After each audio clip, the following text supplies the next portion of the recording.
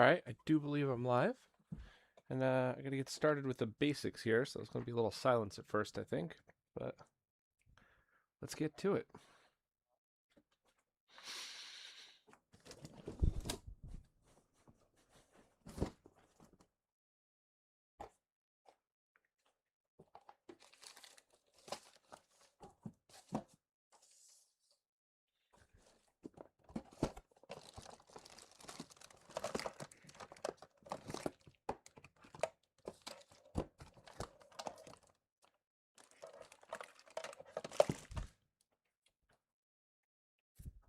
All right.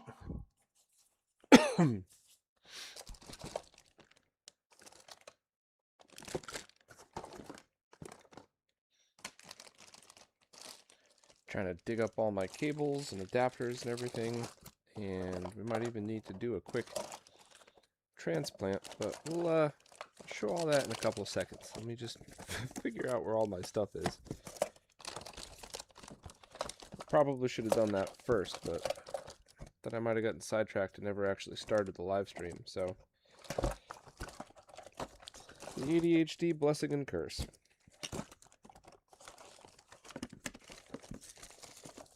All right, good. All right, here we go.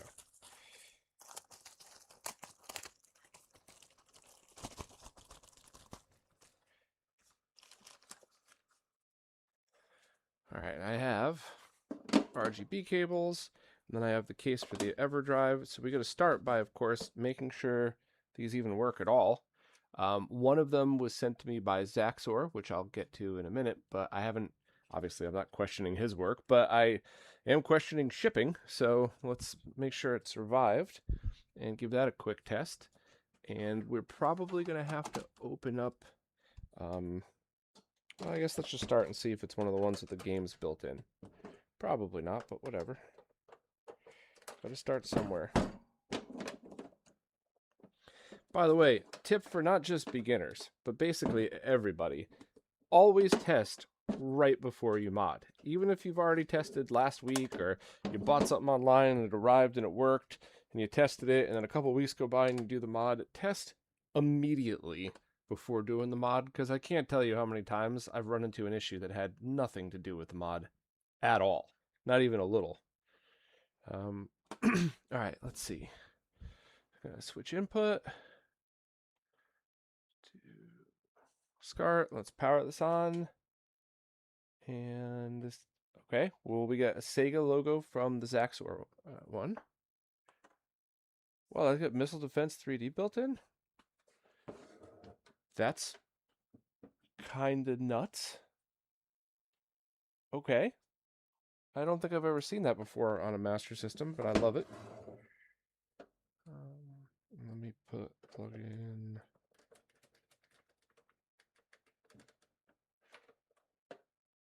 Okay, I think I might need a different plug for that. All right, so that's cool.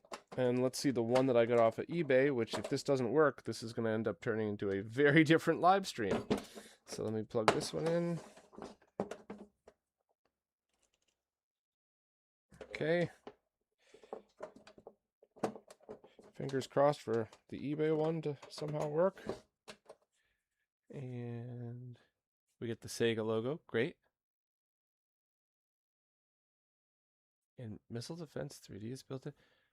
Yeah, I've been using Master Systems since I was a kid. I've never heard of one that had Missile Defense 3D built in, and now there's two in a row. Does anybody understand that? Hey, Zaxor, what's up, man?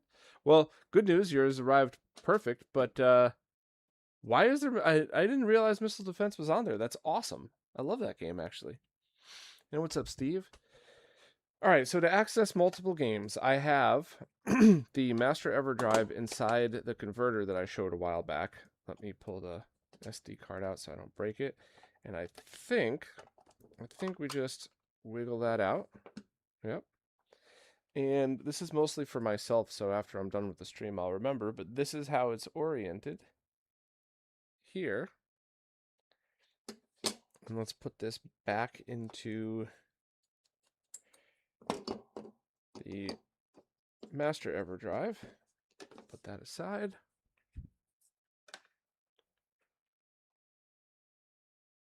Oh man, those jail bars. Yeah, but isn't that like the perfect one for this test? Zaxor knows what I'm doing. This is the start of it. I'll show a little bit of that today, but then this live stream, assuming I don't mess everything up, is going to end up eventually becoming a full video where I show everybody why this stuff is so important. If you're here in the live stream, you probably already know, but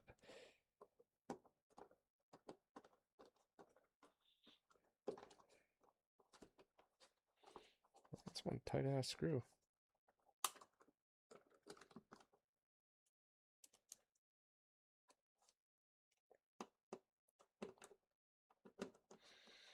Does anybody remember which way this is oriented? I think it's keyed. I don't know. Let's see. Let's see if it's easy to figure out what way is oriented inside this.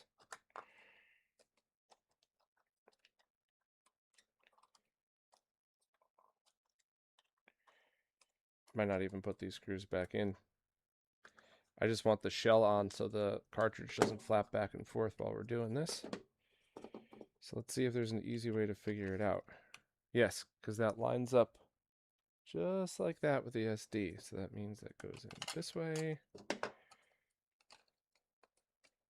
That goes like this.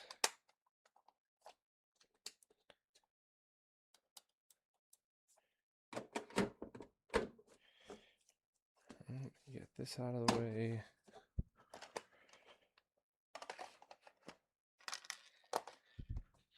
And I'm going to need a controller too, huh?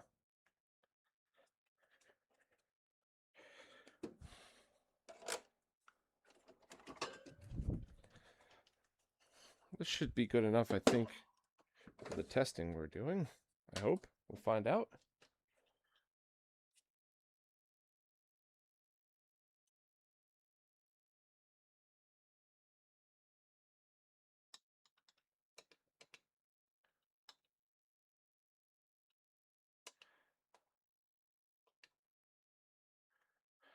So this, yeah, okay. So before even getting into the game, we understand, hopefully, just by looking at this is an RGB signal. And I think this is a sync-on composite cable. So I'm going to swap this with a C-Sync cable just so you can see maybe I want to make sure this is a fair comparison here. I want people to see the true output, not an exaggerated one because I grabbed the wrong cable. So let me switch this. Yeah, that was a sync-on composite cable. Let me switch over to a C-Sync cable. And as long as it still works. Oh yeah, that didn't do anything. It's still just as ugly. Okay, perfect.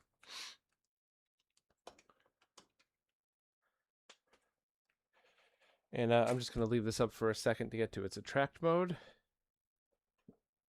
And then I'm going to switch back over to... Okay, so it should be incredibly obvious to everybody what's going on here. This is tons of vertical jail bars, and this is every Master System I've ever personally tested. So I'm going to skip over to Zaxor's now, and I'm going to show that one, assuming my RGB cable could fit. Zach did the proper recessed mini DIN thing. I'll show that in a second, but let me make sure this will fit. Plug this in.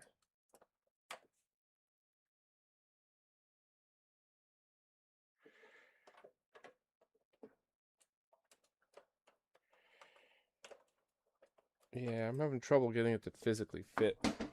Here, let me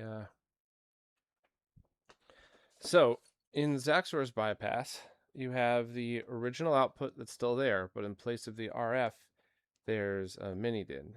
3, 6, 7, 8, 9, 10. Oh, is that a Saturn one?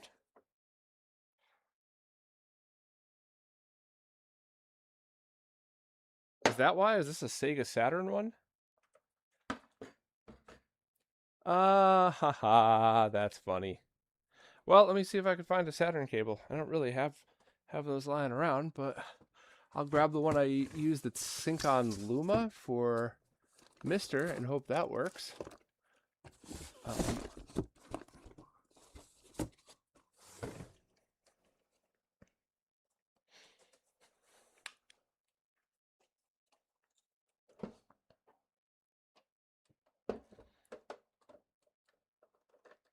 Well, fits. That's a good thing.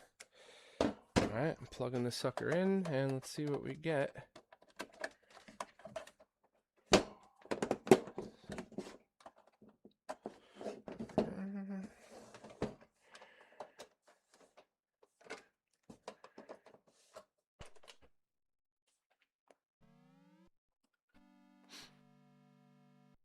Cool.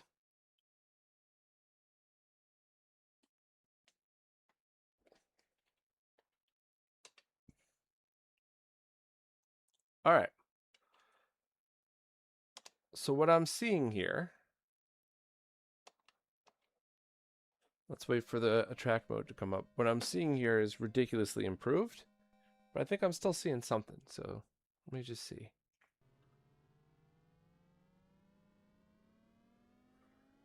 All right, so I could still see vertical stuff in here. It is massively different, though. It is a huge difference. And if you're playing on an RGB monitor, this would be very, or a consumer CRT, but I just assume that people that go through these, pretty complicated RGB bypasses would do so for higher end monitors or for flat panels. So if you're on a higher end monitor, it should be totally fine. And if you're on a flat panel, you're still going to see some stuff. And this is the same stuff that I've seen in my testing as well, although Zach's is definitely clearer, that's for sure. And let's just see for a second. So this is using the new output. Let me go back and use the original output on the same SMS just to see what's up with that as a fun comparison. Okay. Yeah, I mean, it's still better though. It's still better than the other SMS. Zaxor, can you explain really quickly in the chat just like a basic of what your bypass does, just so I could kind of explain it to everybody, and I'll go off on my little happy rant.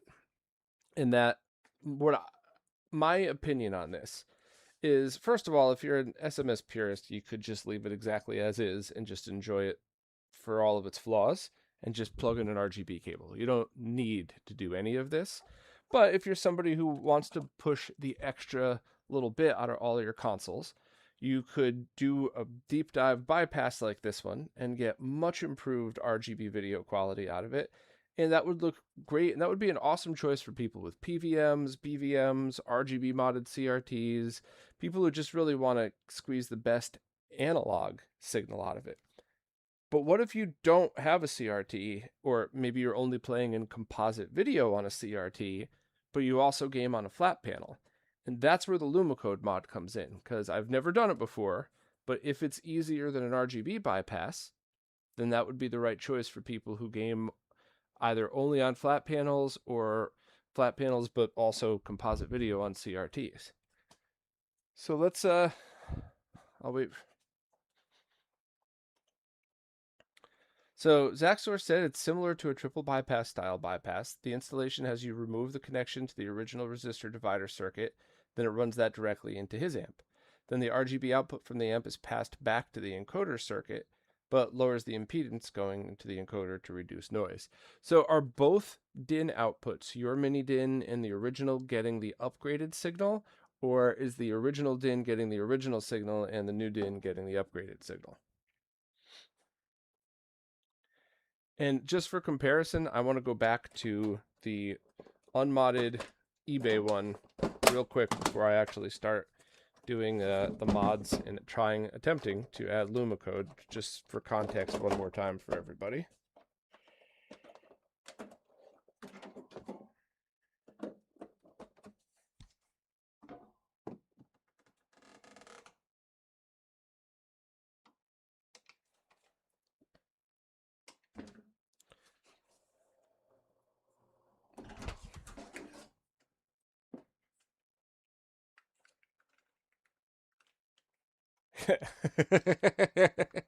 Yeah, even on a heavily compressed live stream, I'm pretty sure there's nobody here that can't see the difference between those. So Great example. I'm glad the one I got off of eBay looks like this, and I will not be changing the analog output of the eBay one. It will be exactly the same, so we'll be able to see that afterwards.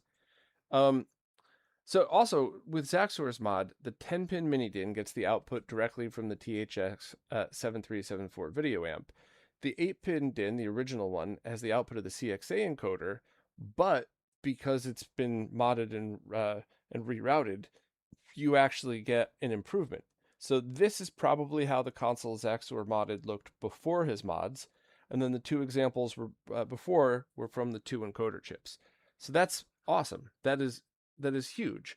So what I'm doing today is in absolutely no way telling you not to do that.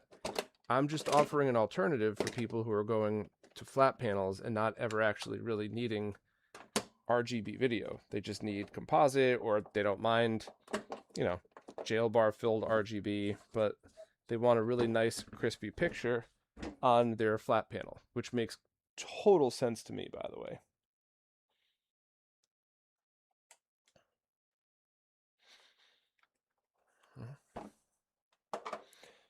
Zaxor said those jail bars are insane. I actually think they're about on par with all other SMS jail bars I've seen. You know, since I'm unscrewing, I'm going to use a power screwdriver and save my wrists.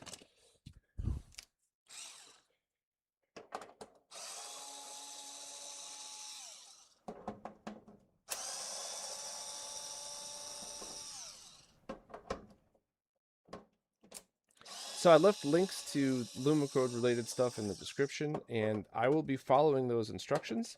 And I've never done this before, and I've only glanced at the instructions once.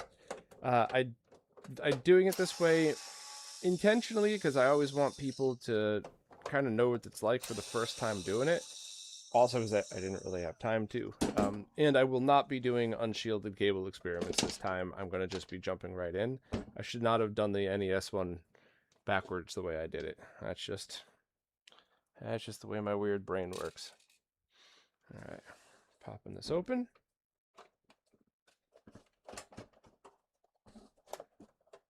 Is there still a screw in here? Or am I just kind of caught? All right.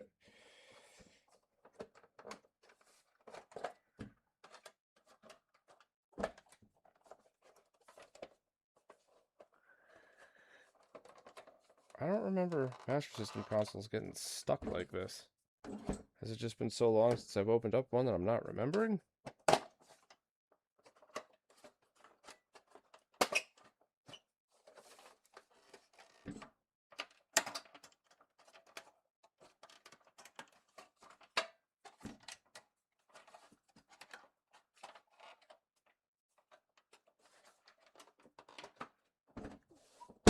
Zaxor, are you seeing this? Am I just being a complete moron here? I don't ever remember my SMSs getting stuck like this, opening them up, ever.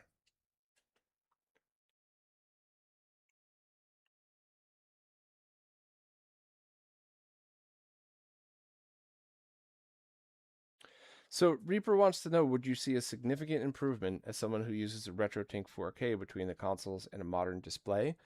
And if this works the way the NES one does, yeah, I mean, it's going to essentially look like a true digital HDMI mod, 99%. But once again, if you're not going to a flat panel, if you're only needing RGB output, then Lumacode is pretty much useless. You should, you should do the other one I just showed, the Zaxor one. All right, well, Zaxor confirmed it should just be 6 screws, and it could just be stubborn. So I'm going to get a little Yankee then. Yeah, that's all it was. I was just afraid to do that because I didn't want to do that and then have something break off. This is also for Mike Chi to help test Lumacode support on the stuff that he does, which is very much appreciated. So, all right, I'm gonna try to keep this as nice as possible, but I'm really gonna make sure the installation is as good as possible, because that would be what he uses to test future SMS Lumacode stuff.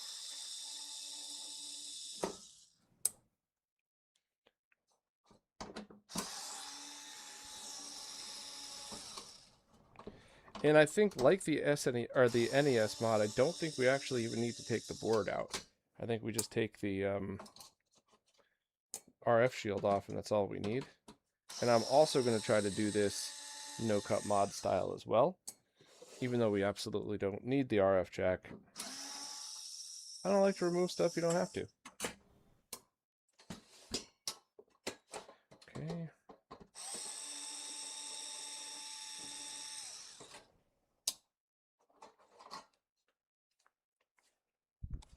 I'm not sure if I have to remove the heat shield, so we'll find that out in a couple of minutes. But here's just inside of an SMS. That's the rear port connector for expansion. You could also, if you want to, use that for a cartridge adapter, but then you got to cut the tabs, and I don't like cutting. Let me flip this over. And this is the Sony CXA in the video circuit. So I assume around here is where we're going to be doing our tapping. I'll go from there. And just to verify, because I didn't do this on the NES one, so there's room around here to run cables. And then, so I don't need to run it through the metal shielding, but I will need to run the cable through one of these wires. Maybe it'll be less stubborn without the... And once again, I'm going to choose the channel 3 and 4 hole, because that looks like there's plenty of space to run the cable through. And these days, you don't, it doesn't really matter if it's channel 3 or 4, so even if you can't get your screwdriver in there, whatever. All right, so with all that said, now let's check the instructions. So, Zaxor suggested an option that I want to talk about that I'm not going to be doing. Zach said you could pop the top off the RF shield, just disconnect the two connections, and then connect ground and Luma to this and use this in place of it. And that is absolutely reversible. It is still a no-cut mod, and I love that option, but especially for people like Mike and I want every option on here just in case. Because I know for a fact that if I don't cut this RF jack and I leave it functional, no one will ever use it again. But if I do cut it, a couple of months will go by and there'll be something critical that we need to test that we can't, because that's just how my luck works. So that's why I'm doing a completely full no-cut mod for this one.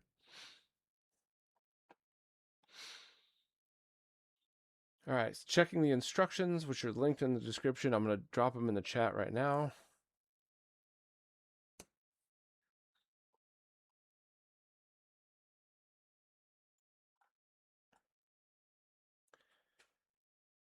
So we got to double check the chip type, 315 5124, or yeah, so this is the 315 5124. Hold on, my screen's off. I can't tell if I'm all right. 315 5124. So that's going to be the main area that we tap these signals from.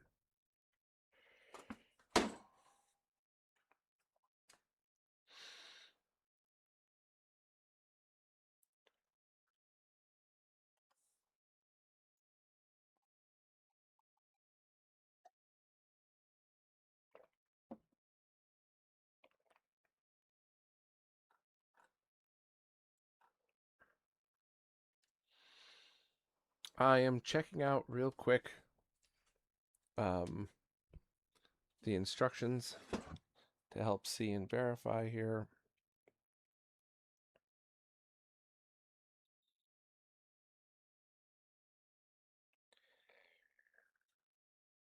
I see the places that he taps this look a little different. Well, this must be a different revision motherboard on his end, I think.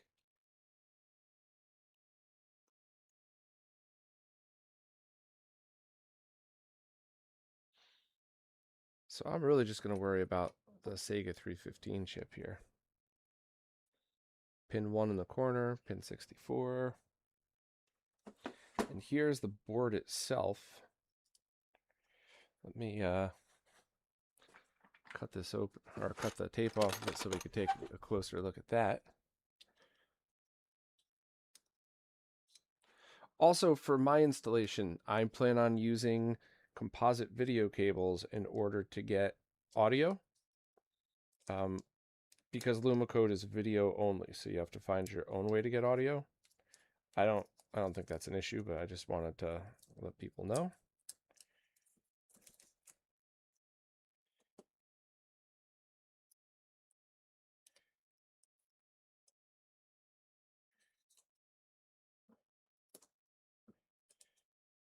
So that board should be able to be double-sided taped right on top of that.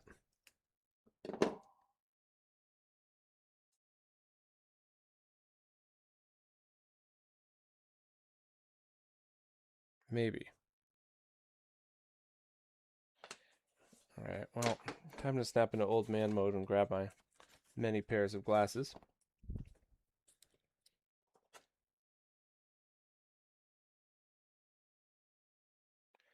So ground 5-volt are on top, as well as red, green, blue, C-Sync, and clock. The output ground and luma pins are there. And on the bottom, it says JJ tag 1. So I think that means that the bottom, I can't even see my screen, hold on a second. I think that means that the bottom of this chip would only need soldering if during programming, and I don't think that's required after. I think I can just put a piece of double-sided tape right on here, plop it down, and do it that way. But if anybody wants to check the instructions for me before I do that, I will also double check them. But I think that should work. And I should be able to mount right there and have minimal wires going back and forth. Let me check the chat and let me check the instructions. So Zaxor said I could do it from the top, or I could refer to the Zaxor's docs for the RGB tap points. Hold on a second. Zaxor, I just added you as a moderator, so you could post links if you want to. If you want to post a link to yours, and I'll take a look. That way I could just solder to the resistor pins. If I did that, I should probably take off the heat shield to get to everything, though, right? Or am I? Would that not be needed?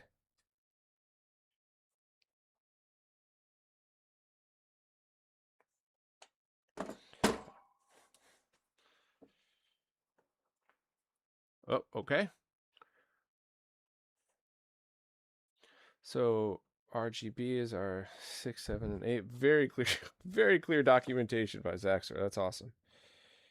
R6. All right, so I actually don't need to do that, and that would make it easier. Okay. So then all I would need to worry about is the clock pin. Cool.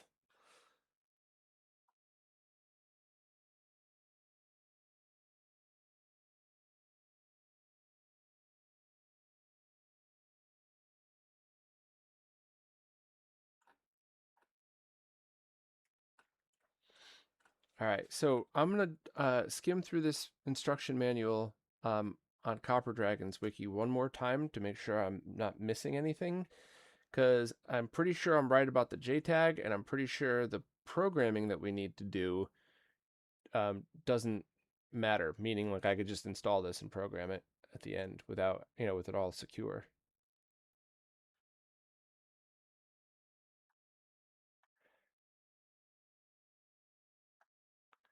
That's a good question. I'm not really sure. There's already mods being worked on though for those consoles. There's an expensive but great one for the Genesis.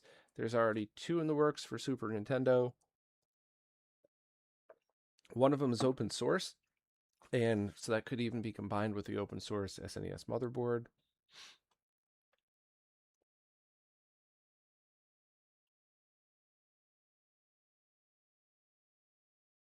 Power and ground can be taken directly from the voltage regulator. I'm not sure if that's needed, but whatever. And it doesn't look like Copper Dragon is using some kind of ultra special shielded wire, so I think I'm just going to use the cable that he sent with this, and I'm still going to use my shielded RCA cable idea as well.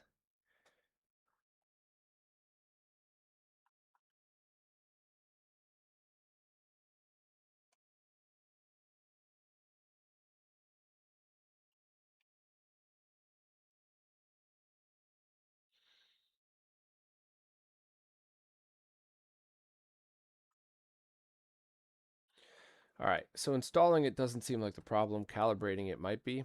So let me check the chat and then just go in and do it. Hey, Josh. No, I can't afford. I just can't afford to keep buying stuff. I'm still selling stuff off, to be honest with you. I was hoping that a friend of mine would get it and let me borrow it so that I could kind of put it through its paces and see. I'm not sure if that's going to be able to happen, but it would be cool. All right, so let me move Zaxor's super nice one under here on top of some padding so I don't mess it up, and look for a shielded cable, which I should still have one from last time. And if not, I could just cut open another one that I have here.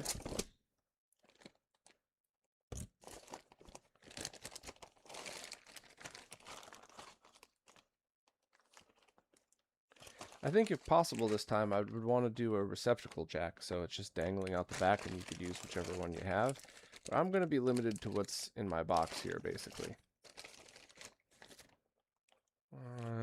Don't think that would have enough slack to do that, but that might work. And I might even be able to use that as strain relief. That's potential for it right there. I don't know. Let me leave that one out just in case.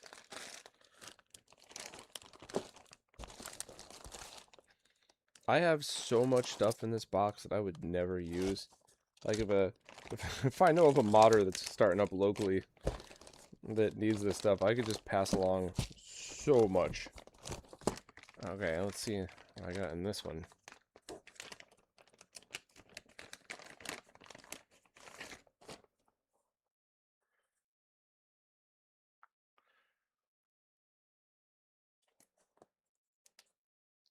Alright, this is shielded. Alright, that'll be it. Nice short shielded cable, so we could have enough space to plug it directly into a scaler, or use just a basic coupler for longer extensions, but that'll work. When I send it to Mike, I'll just include one of my 1,000 couplers that I have. So I really should just need my iron and some basic tools now, and nothing else.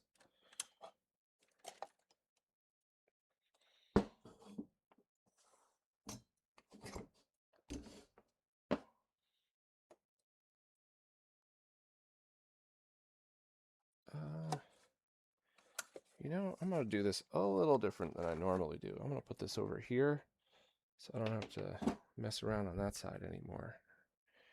All right. Solder and flux if needed. Should be good for now.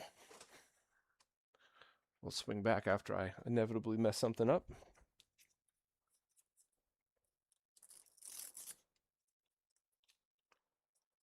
I play dodgeball. I can't afford to keep buying stuff either, but I'm not letting that stop me. Yeah, you know, it's one of these things, right, where it's like, I would love to have one of everything, but I don't need one of everything. I need to borrow stuff to do the reviews and to test things, and I need the tools that I use to do this stuff for a living.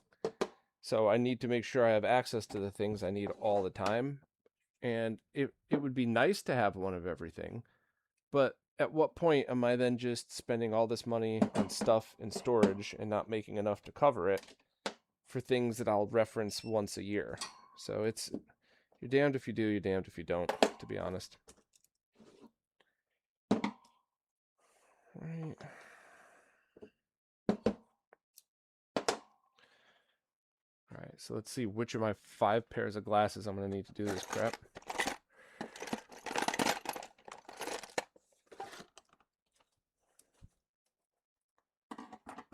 Hey, Ruggers Customs, hello.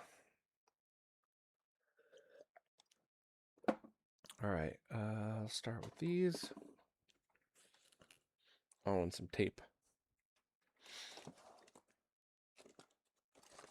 I am a huge fan of this tape. It's just the 3M Industrial, because unless you specifically peel it off, you know, using like by the side, it really holds in place even under heat.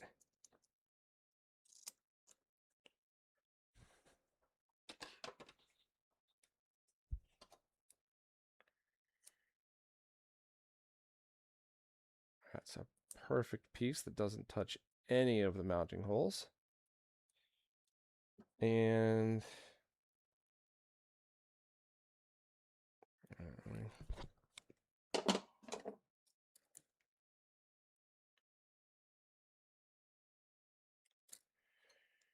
all right, I think I'm going to do it.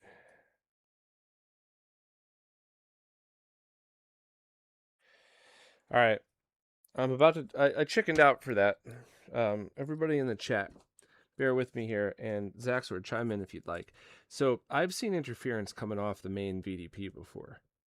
So is it better that I put it on top of one of the NEC chips, or should I just put it directly on top of the Sega chip and hope for the best? I don't think I'd want to put it on top of the CXA.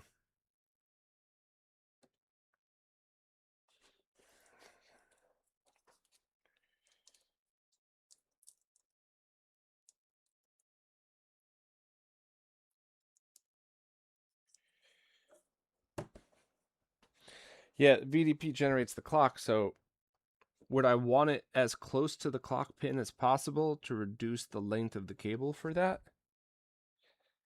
Because that's where my gut was initially going, and then I was like, well, wait a minute, if I put it right over that, is that going to mess with things? Which is what's the lesser of two evils.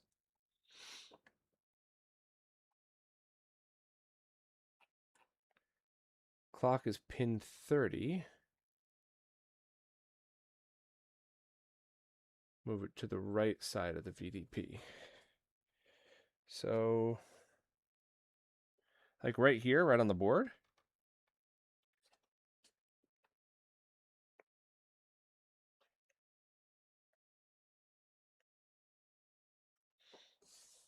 Let me be smart and put this back for a second.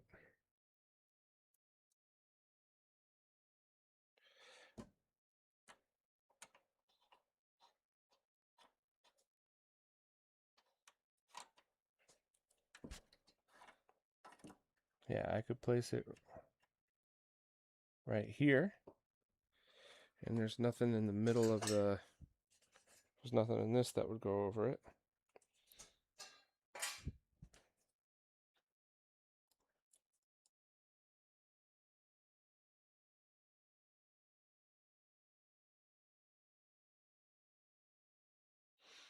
Let me zoom in. What do we all think here?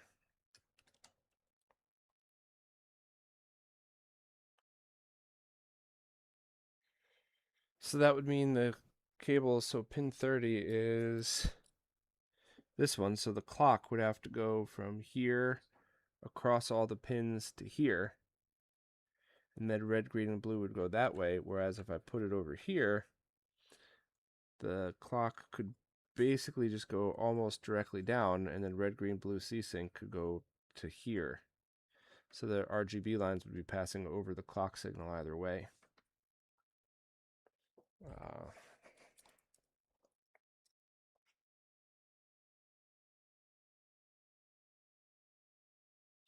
Eric, I know you're kidding, and I certainly wasn't offended by that, but this is actually the type of thing that Voltar would be asking as well on stream. Now, granted, if I screw this up, it's probably going to go to him or Cruz or Zaxor, but assuming I don't screw this up, no, this is the exact type of troubleshooting that anybody would want to do on first installation.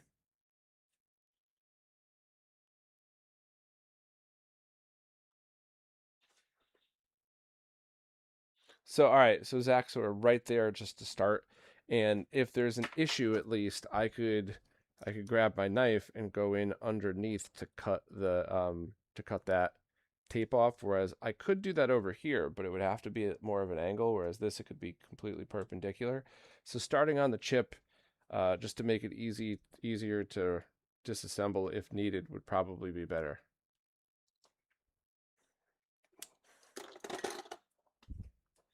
All right. While I wait for the response just to verify, I'll start cutting up some of this cable. And I'm going to actually, I'll start with the clock on the chip. Also, where do you think I should pull C-Sync from? One of the resistors or Um, or should I try to get that from the VDP as well?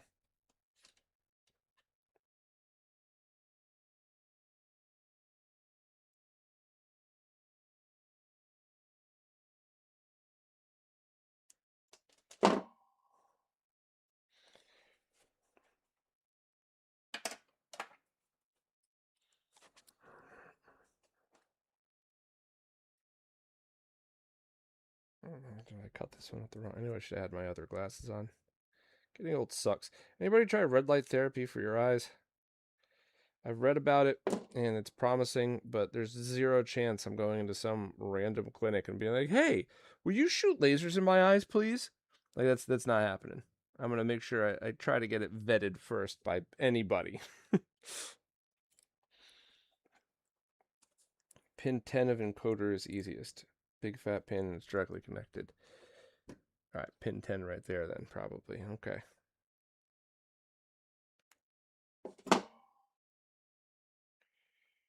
All right, I'm gonna tin these wires.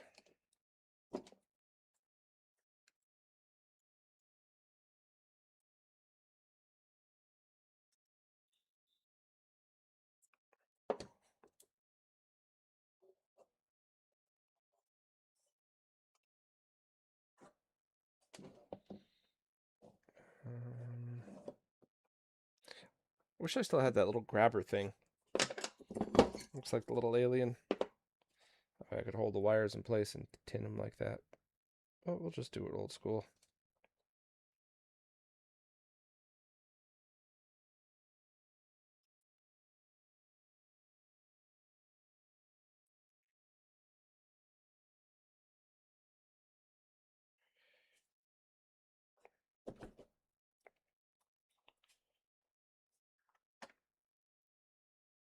Oh, the pin 10 of the CXA encoder. Yep. Sorry.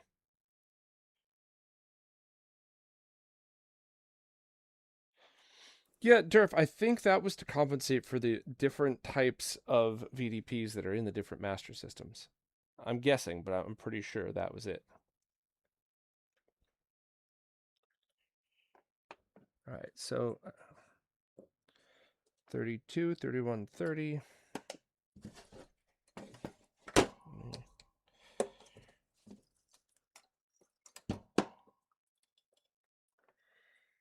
Sorry for my giant head in the way.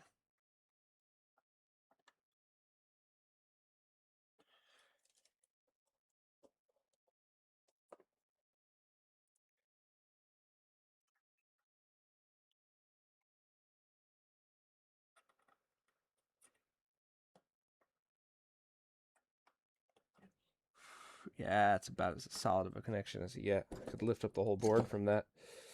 All right, and then so that's the clock.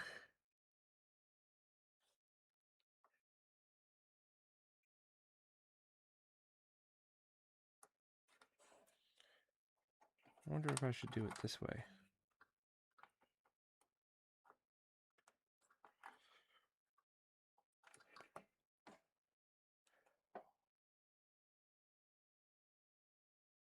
I'm gonna try it this way and see.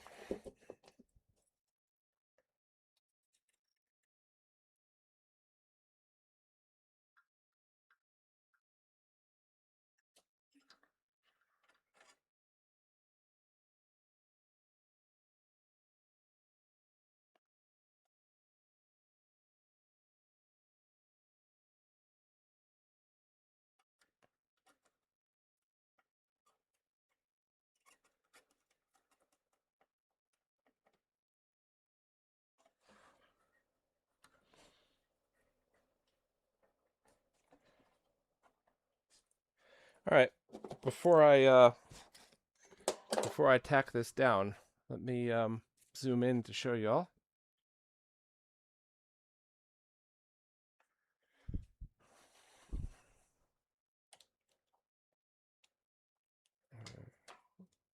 Drop this here.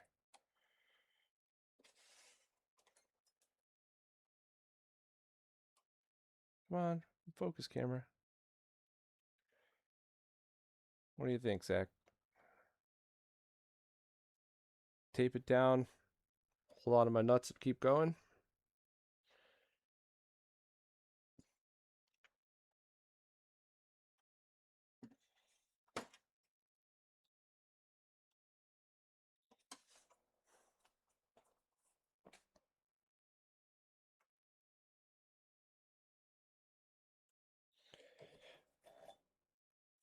So I'm just going by the instructions, which I'll drop in the chat one more time.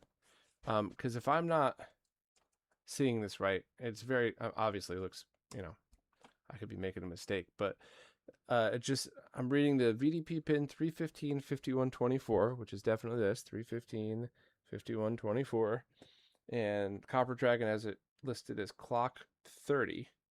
So that's the only reason why I just figured I would do it like that. But I think I'll kind of stick it down and go from there. Hope for the best.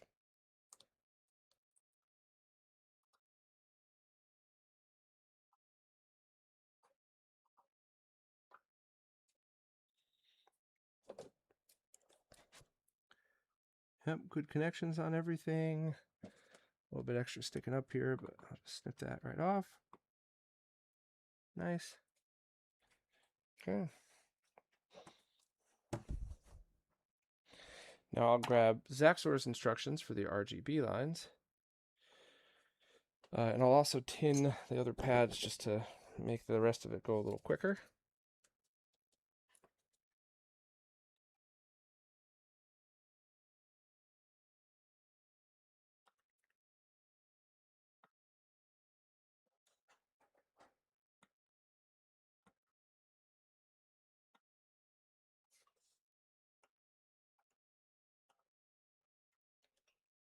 All right.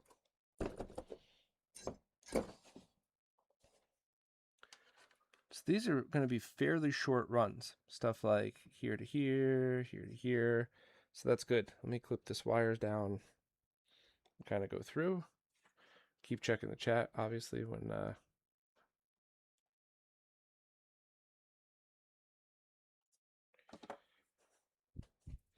so this is going to be from blue to blue. Oh, so actually that's about right.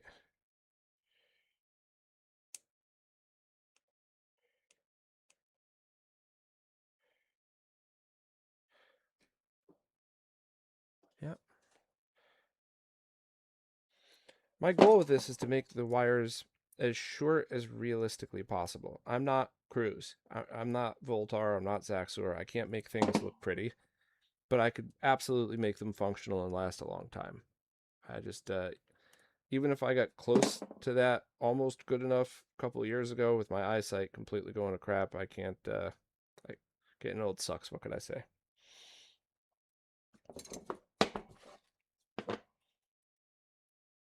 But there's a massive difference between good enough and sloppy, crappy work that's going to cause a problem in the future. And I'm very confident in my good enough.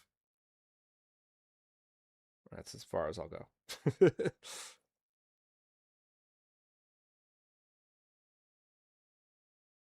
All right, got the blue wire tinned. And blue is to the right of that resistor. R8.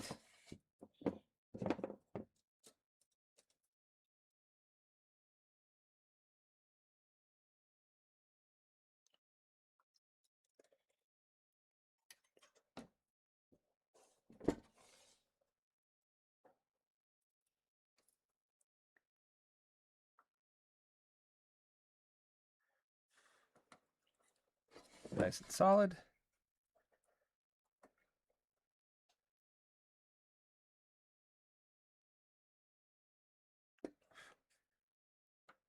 Also super snug and solid there. So blue to blue. Let's just keep going. We got, I think, green and red. So that should all be about, yeah, it should be about the same length. So about that. Let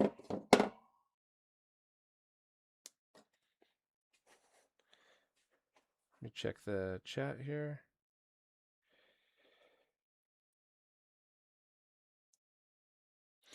Sim, that's a great question. Can Zaxor, do you know if Lumacode could be installed alongside yours? Because I don't know how that would work. I'm 99% sure the answer is yes with the NES RGB, but I don't actually know that. So that'd be an interesting one to figure out.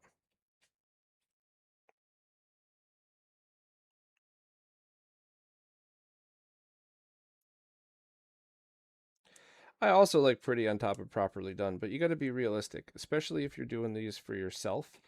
It's like taking the time to do it right. Or, if you're starting out, you do it your best, and then a couple years from now you come back and you do it again. That's very important.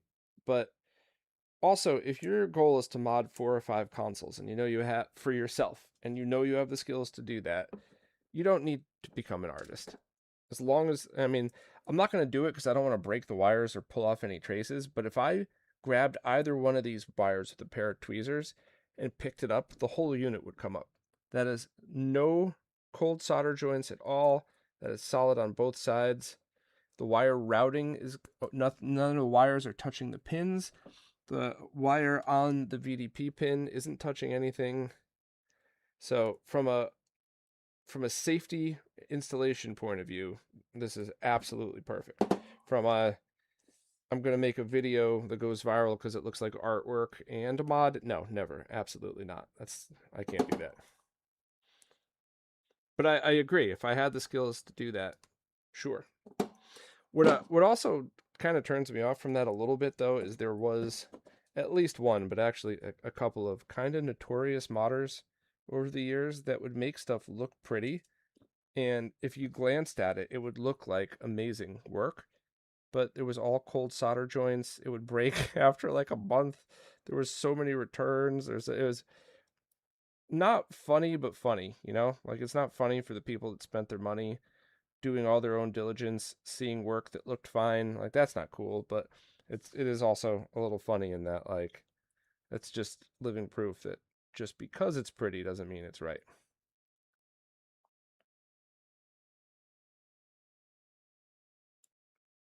Somebody told me one of the notorious ones like that ended up being a bomb technician for a while. That's the most terrifying thing I've ever heard. I don't know if that's true or not, though. That could just be typical internet BS. All right. Oh no, I didn't. No, I didn't take that the wrong way. I'm just sharing my opinions.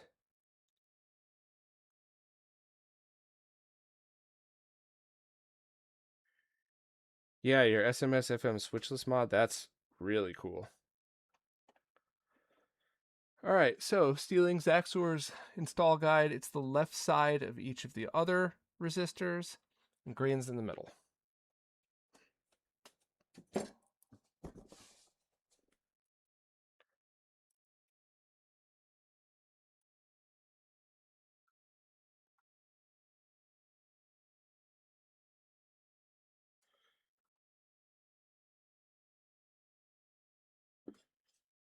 Okay.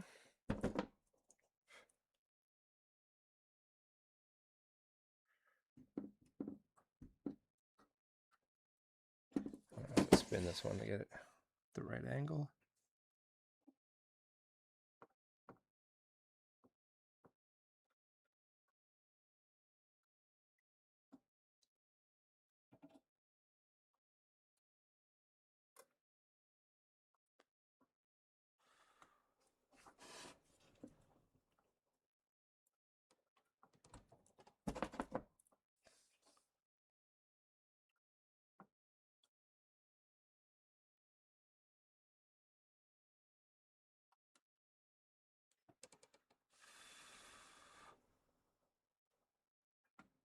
Nope.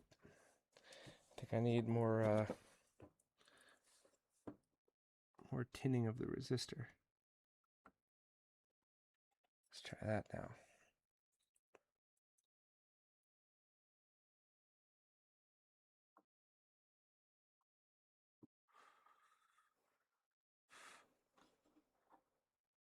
Solid. All right.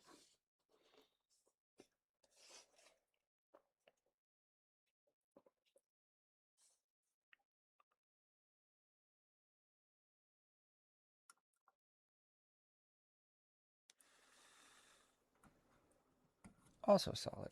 All right. So it's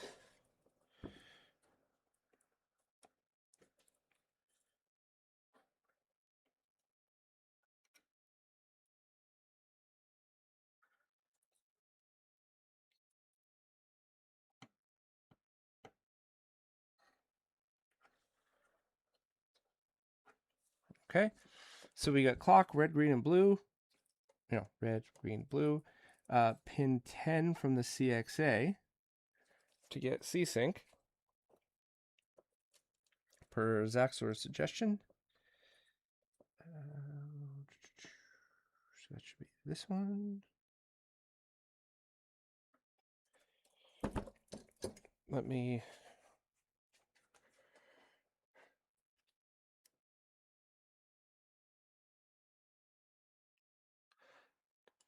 Durf, that is a good question. Could any FM module be made plug and play?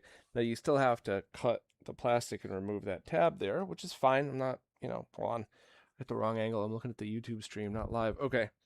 But being able to slide it on here would be cool, but I'm pretty sure that's where the module goes, and you need to solder some points on the board itself to intercept the other audio, I think.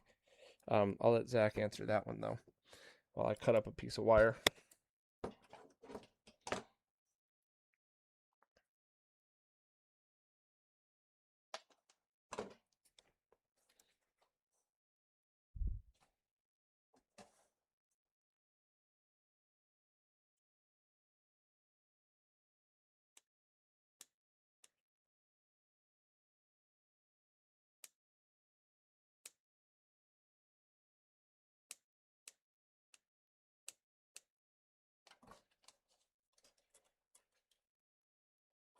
Yeah, a little bit more.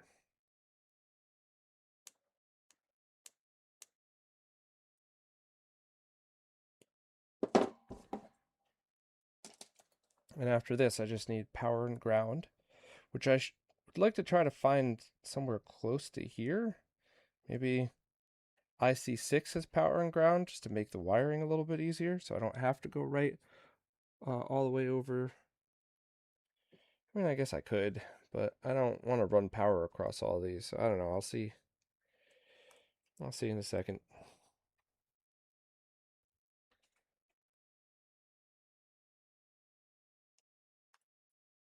I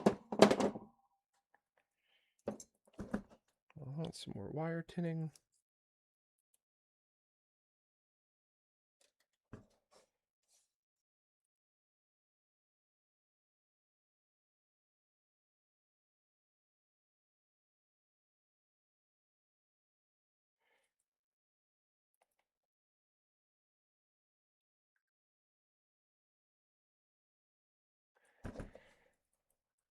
All right.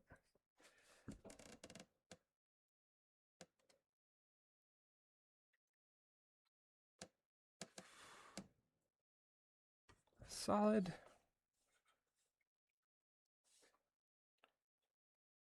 Oh, it's too long.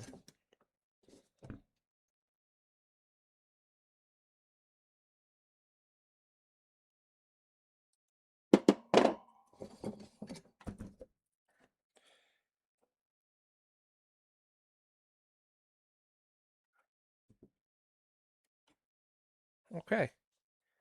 So ground and Luma out. I'll get to that last. I just need ground and 5-volt. What do we all think here?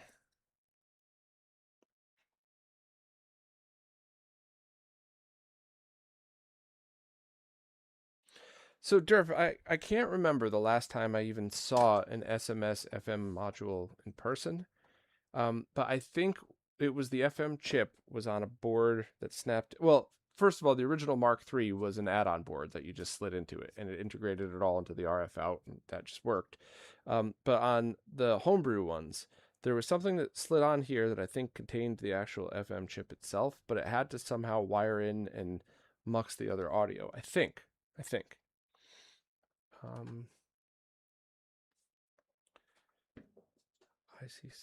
panel.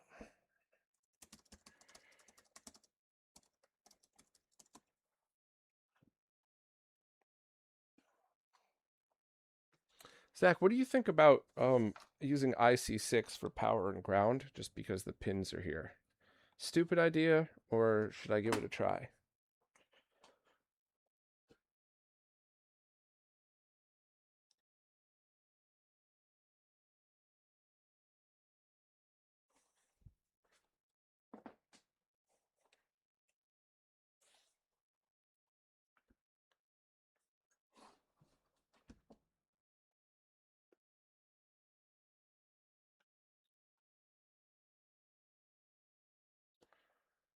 It looks like pin 14 and 28.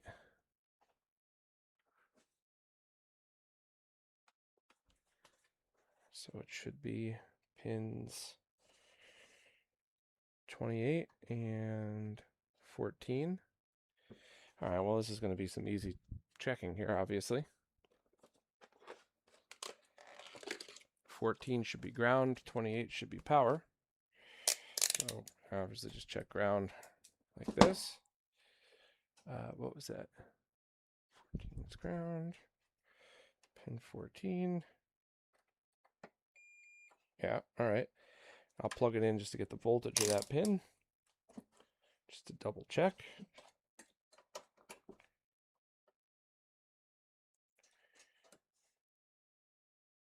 Five volts, 4.9. Yeah, all right. Cool. I like an easy one.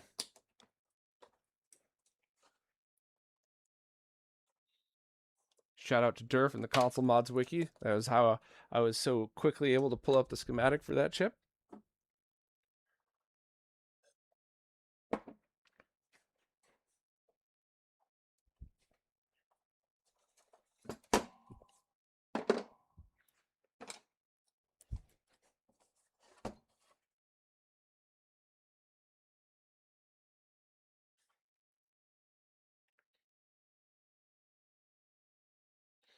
Yeah, I think I'm going to use those.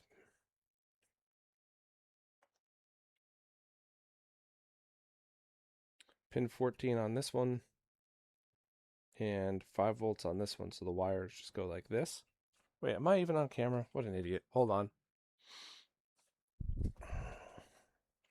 So pin 14 on this one, this chip right here, IC7 to ground, and then pin 28 on IC6 to 5 volt. Just 2 more wires. Let me just triple check that that one's still ground, just in case.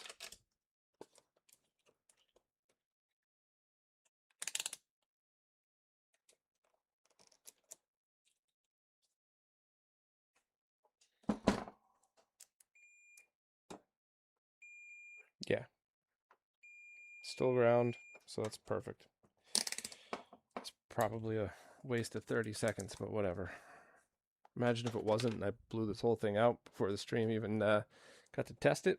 That'd be pretty stupid.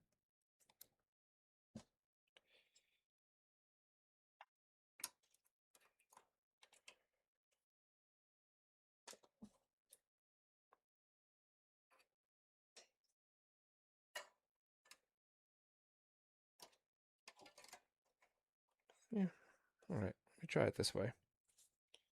See if I can get fancy. Just a little fancy, not a lot fancy.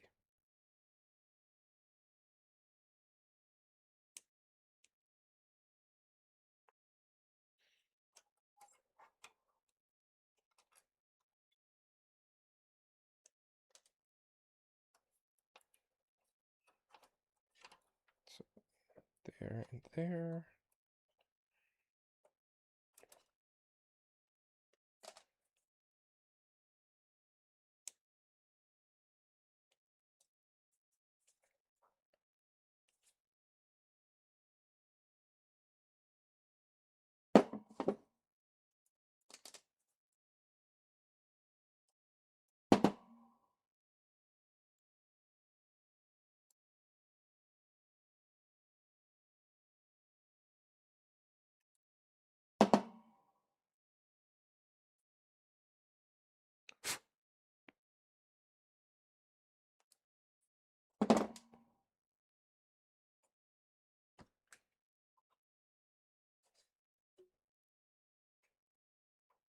Okay.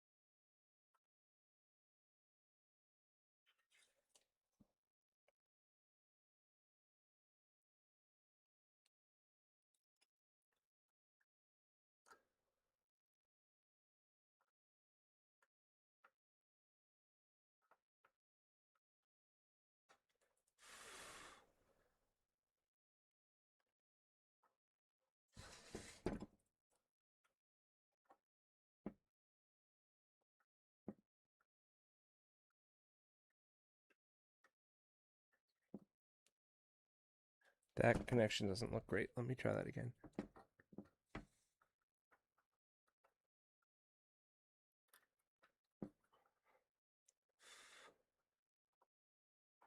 All right, solid and final.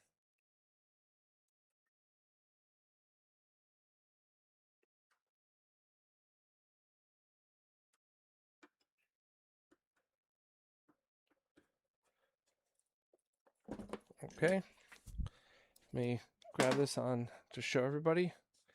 This would be the final, except for the output. So we have power, ground, red, green, blue sync, and then the clock underneath it. So this is one of those things that because it was the first time I've ever done it, I don't know if this is the best location. We're going nice and slow, but assuming this is actually the correct way to do it, uh, the second time I did this mod would be at least twice as fast, probably more, because this is a whole lot of just slow down, make sure I'm doing it right, etc., etc.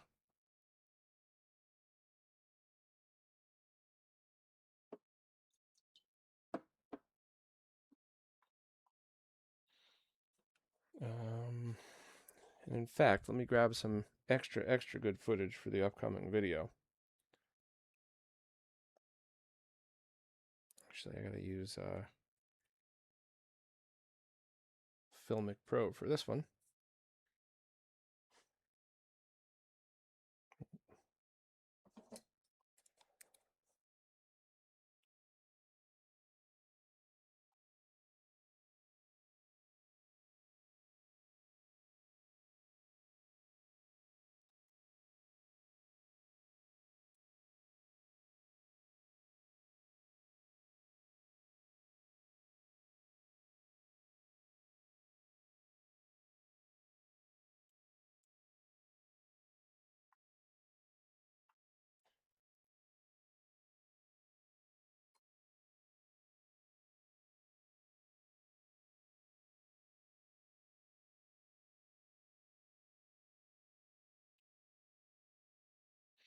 It's so funny when you zoom in this close, every single thing, every impurity, everything that you're like, oh, I didn't even see that.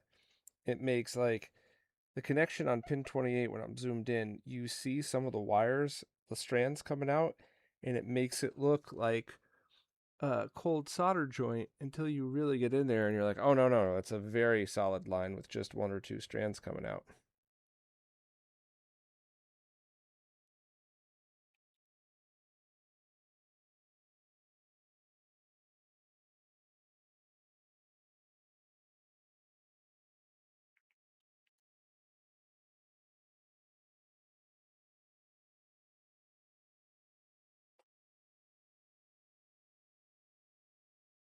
All right, those and one still picture. It's kind of funny to me that like for years people would complain about some of the shots in my tutorials, and I'd be like, look, I can't afford fancy equipment, I got to use my cell phone.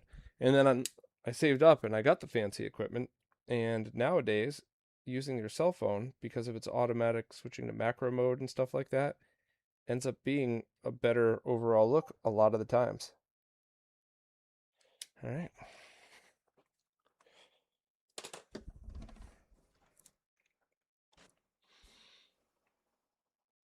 Hey W, how's it going?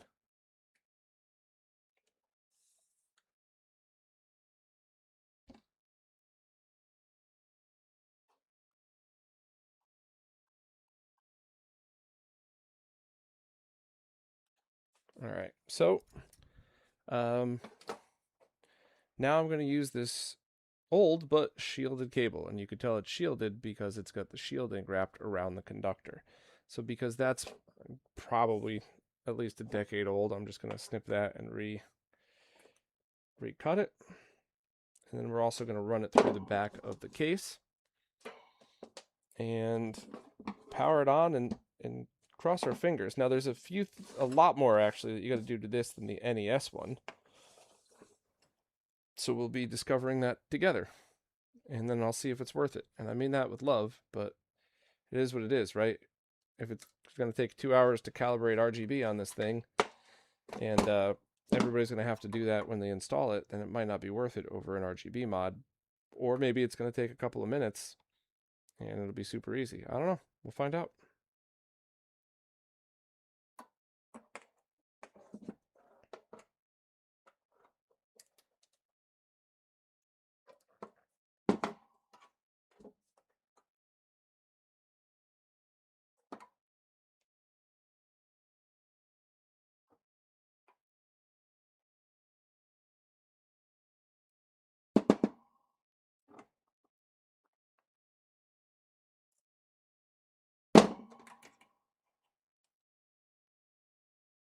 All right, tin the wires and have at it.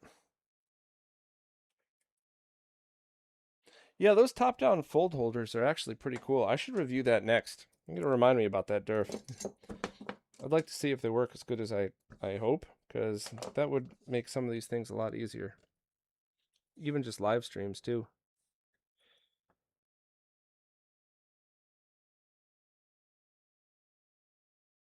All right, tinned.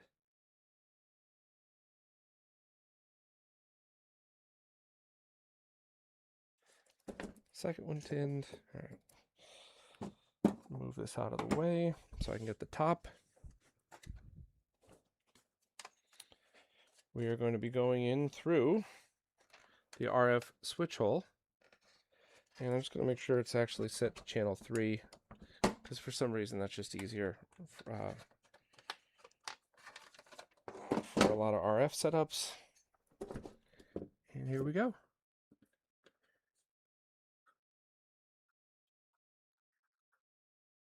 Oh, I could actually trim some more of the ground off. Cool.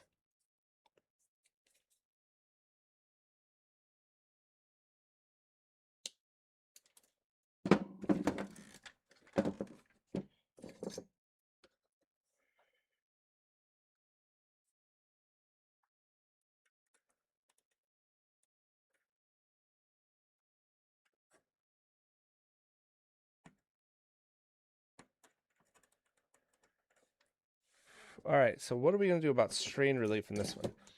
Of course, right as the solder dries, that's when I'm asking the question. Moron. Okay.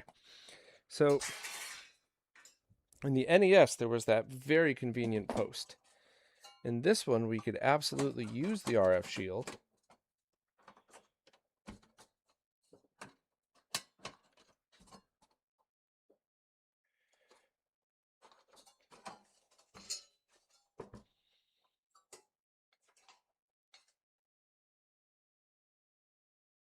I don't know.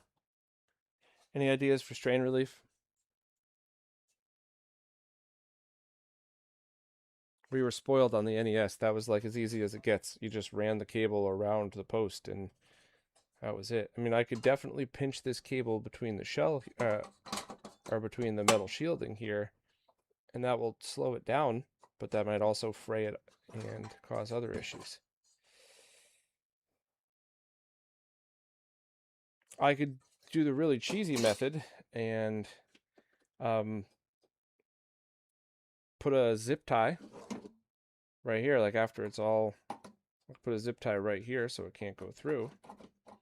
That would absolutely help. I could also tie the cable, but I've seen that have issues as well.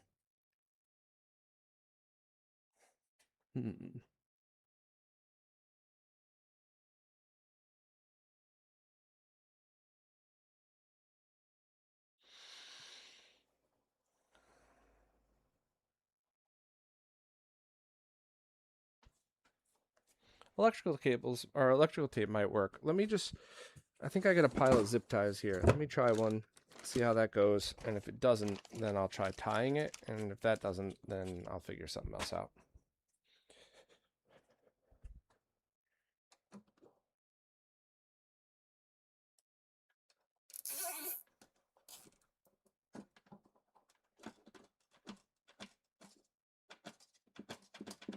All right, so this one's going to Mike Chi. So Mike's not going to yank on this thing until it comes out. So this is enough tension here where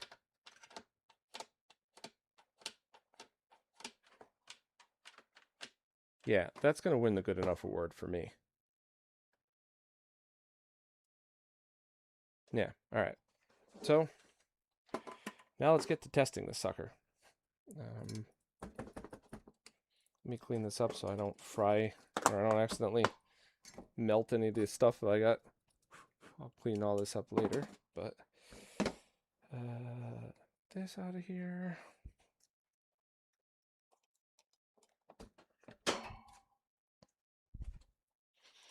And just for the gods of bad luck, I'm not putting everything away, because if I was doing that, then I would absolutely need to use my soldering iron again. So I'm not doing that. I am simply moving it out of the way so I don't burn anything as I get them all closer to each other.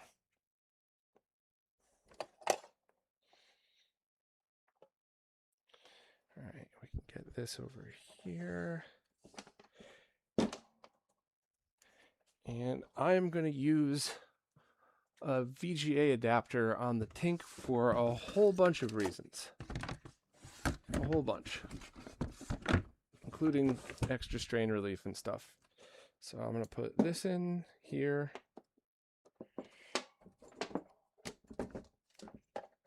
This over here.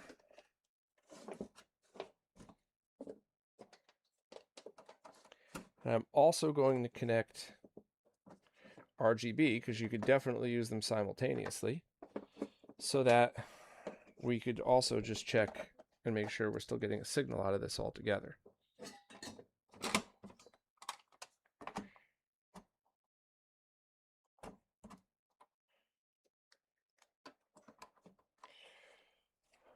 Okay. Zooming back. We're all set up. Oh, let's give this thing a try. What's up, Shane? SJF, EW, all right, all right. That's Modder's Law, Durf. That's absolutely true. All right, let's see. So we have... Am I not plugged in? Oh, no, it wasn't powered on. Haha.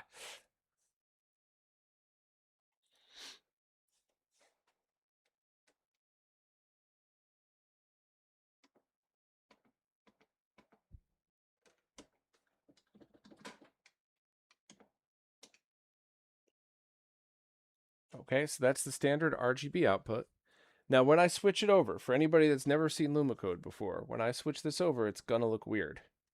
And that's totally normal. Okay. I'm going to go to Advanced Settings, Sample Rate Detection, Enable Lumacode, Enable SMS.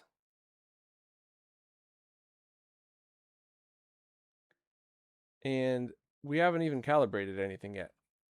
There's no calibration yet. There's no tweaking. Y'all see that? Now, obviously, there's a lot more work to be done for the whole RGB calibration thing. But right off the bat, that's pretty impressive.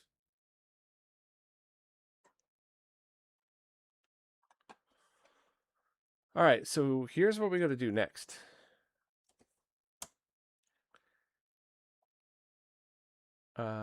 So I'll read it out loud for anybody who's half paying attention at work or something.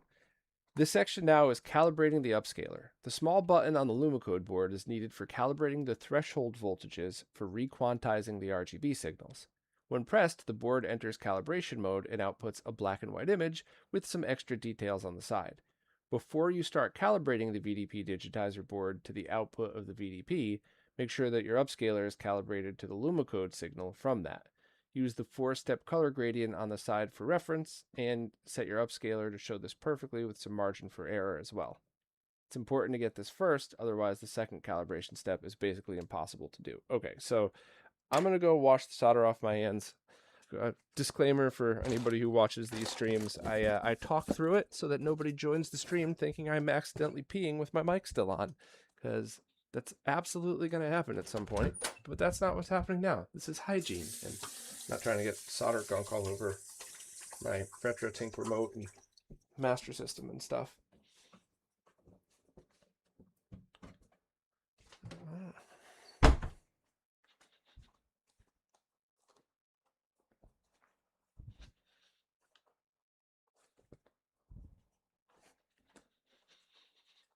Okay.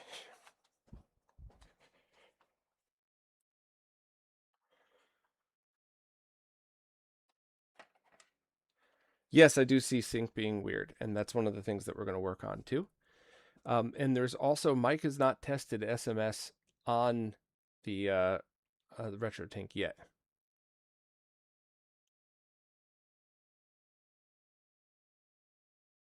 Well, you know what? Let's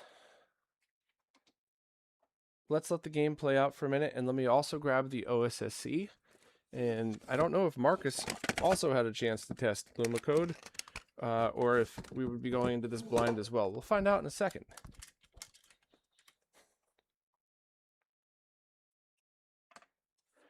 And while we're doing this too, I'm going to move some of the wires around in here to see.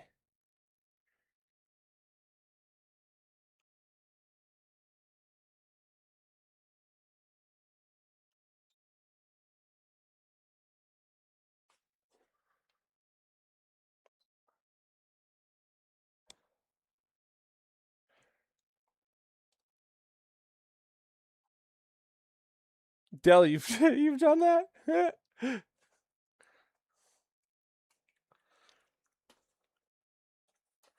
As I was wiggling around these wires, I'm seeing my sync connection isn't as solid as I thought, so I'm going to have to touch that up. But I'm also going to switch over to the OSSC for a minute just to verify and see if we're getting the same stuff, because we don't want to be chasing ghosts. Mike was very honest about how he hadn't had a chance to test Lumacode yet on the other stuff because he didn't have one available. So we'll go in. What was it? Settings. I'm going to load the NES one and then make the changes over to SMS and see what happens. That might be a stupid idea. I don't know. We'll find out in a second.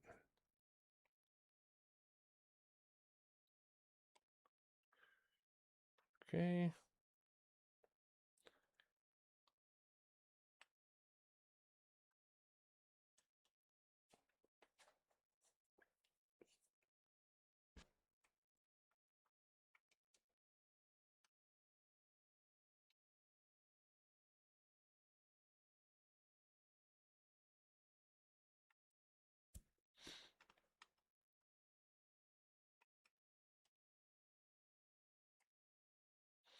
All right. So I don't know what this means on the, I don't know what this would entail on the OSSC.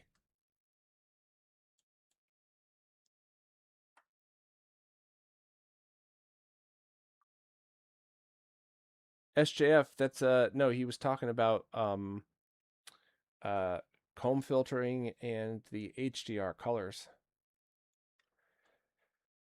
For this, I would have to go back. Psilocybin edition, yeah, absolutely.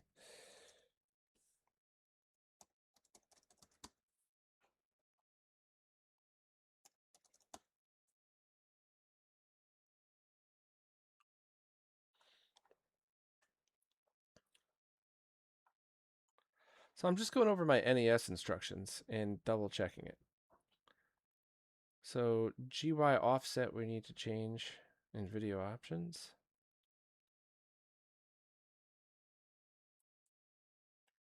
GY, and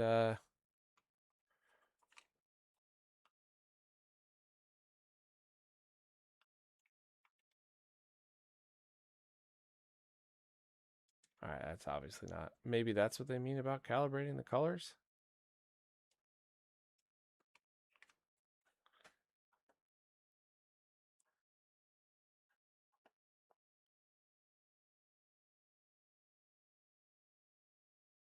SMS is also 256 by 240, right?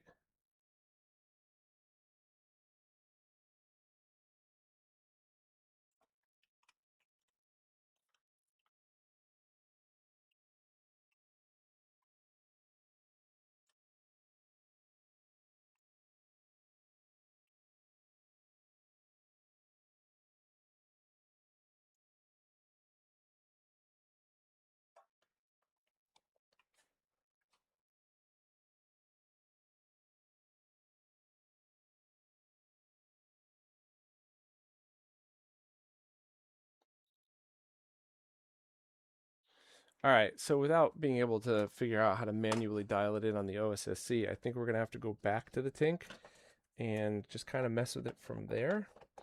But I might actually need Copper Dragon's help for this because I don't know that he had used the OSSC for this either. I think he might have just used um, his own digitizer for it, which is totally fine. We just have to kind of figure out what to do.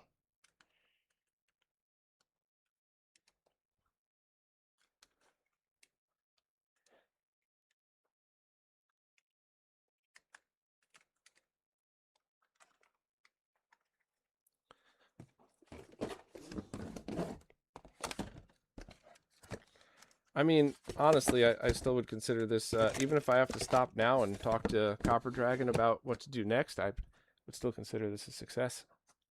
Let's go advanced settings. So it should be nothing in STP decoder because it's Lumacode.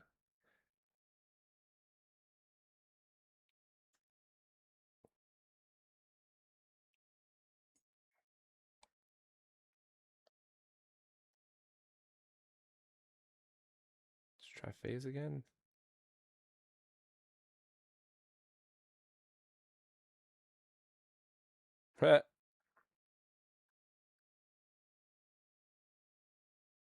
Almost. All right, so let me switch back to the other view for a second here.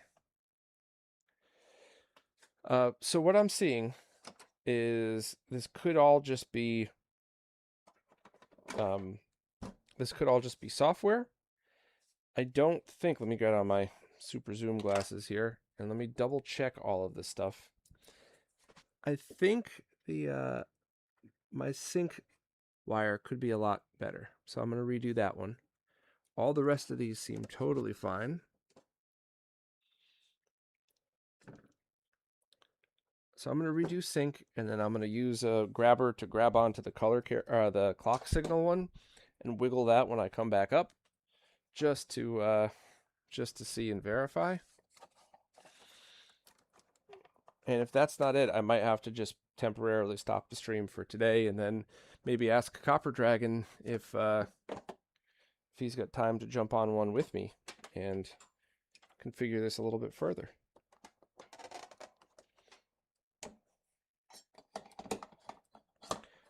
We could also just press the buttons on the VDP digitizer and see what that does. I don't want to mess things up too bad, but yeah, let's do that.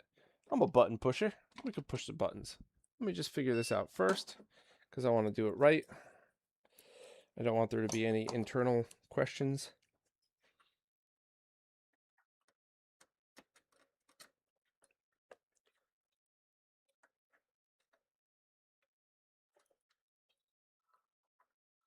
Yeah, it was mostly fine, but whatever.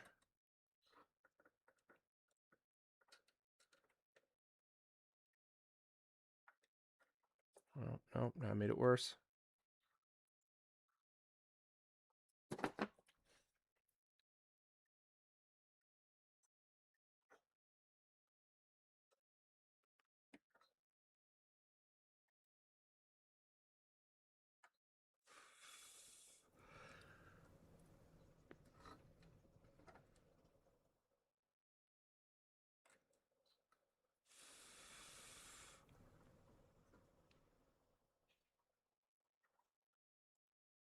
Yeah, that's what I'm talking about.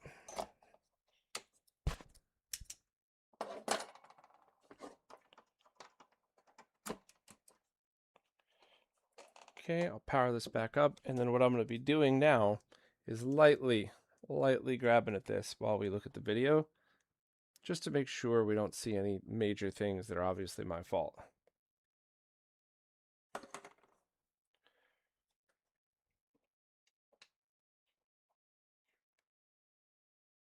Oh, does it me or does that look better?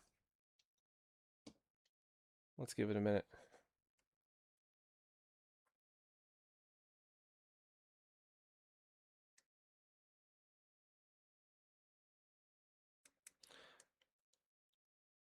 I wonder if that was it. I wonder if my connection to sync just wasn't as solid as I had initially expected. I still see like, I mean, this actually might look just totally fixed.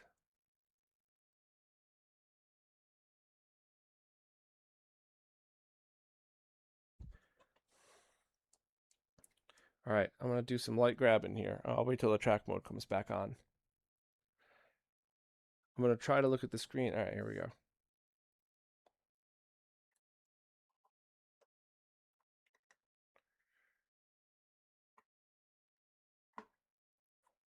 No, I think that might have been it, huh? So let me just switch back and forth between the inputs here.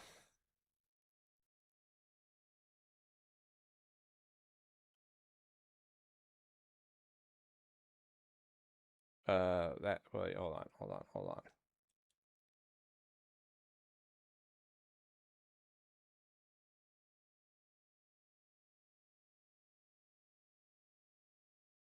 Okay. So this is the RGB output. Hold on. Durf, that's a great question, and that's exactly what I want to find out right now. You know what? Let me do a reset so that we could start the first attract mode over, so we could all just kind of take a look and see.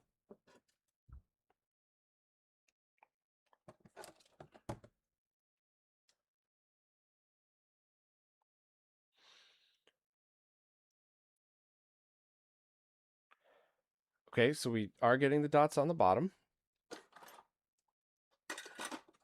And all right, I am seeing it in the horizon. Yep, maybe the dots aren't dots. Maybe those are people reflecting on the sunlight in the background of Hang On. All right, and let me switch this over. Input YPPR. Go to Lumacode. Enable SMS.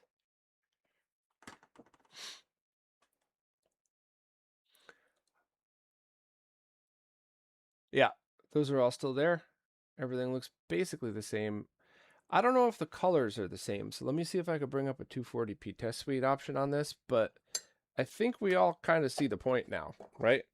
So once I fixed my messed up installation, everything just seemed to fall into place, and that really wasn't a hard installation at all.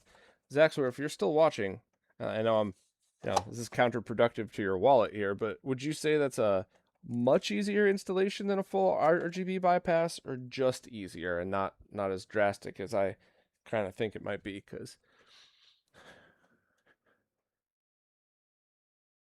But yeah, that's pretty cool.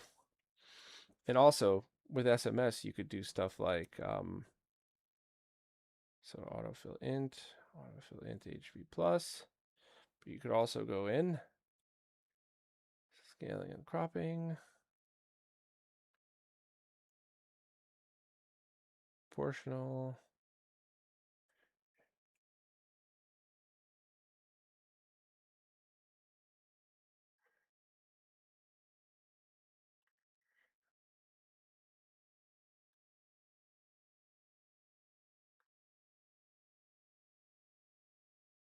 Yeah, that's crazy.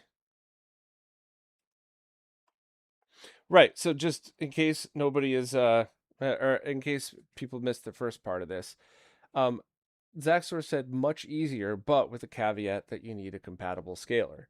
So, once again, let me just kind of go back to where I went from the beginning of this one is that um, if your goal is primarily analog output, so RGB to a CRT, and you want the best, and you want to upgrade it and get as good as possible, then you're still going to want Zaxors. But if you're literally only going to a flat panel through an OSSC or a RetroTink 4K, or if you game on a CRT in composite, but your flat panel you're gaming in RGB, this would actually be the recommended way I go about doing this because it's easier and you get a near HDMI like solution. And I'll come up with a profile for this too after I talk to Copper Dragon. All right, so let me see if I can get a 240p test suite. And if I don't have one already on this micro SD card, I'm going to be very, very disappointed in myself.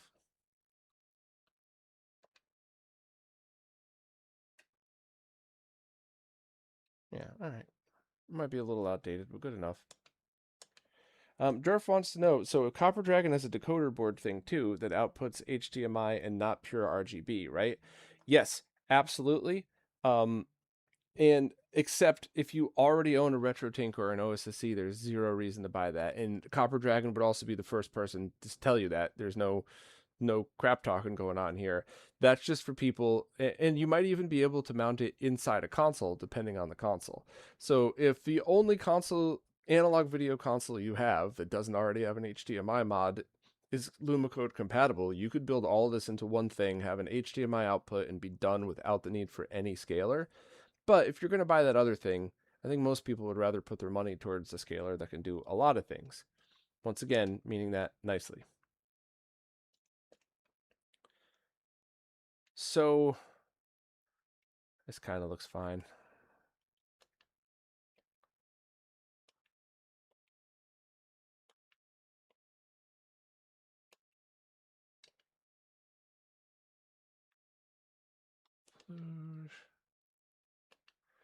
Is there SMPTE color bars on this? Let me look up the SMS test suite.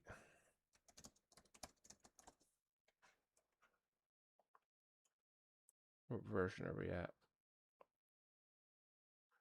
All right, 037. So I am out of date. All right, I'm going to switch over. I'm just going to turn this off so that I could put the latest version of the SMS test suite on here. And then I'll get right back on.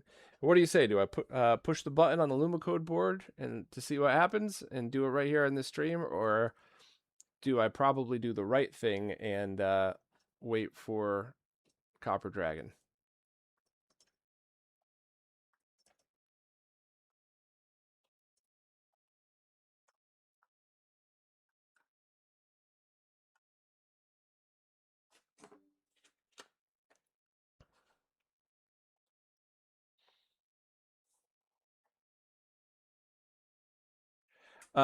So people were asking about switches, and the answer is absolutely yes. You could use a switch as long as your total in fact, let me drop it. As long as your total cable length isn't too long, and as long as you're using shielded cables, which is what I proved in the last stream in the wrong button. All right. Or in the wrong order, not the wrong button. Sorry. All right. SMS test suite. Video. And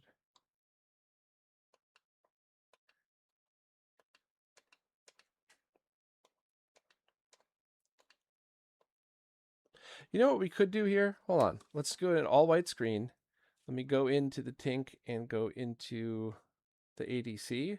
And let's do auto gain and see what happens.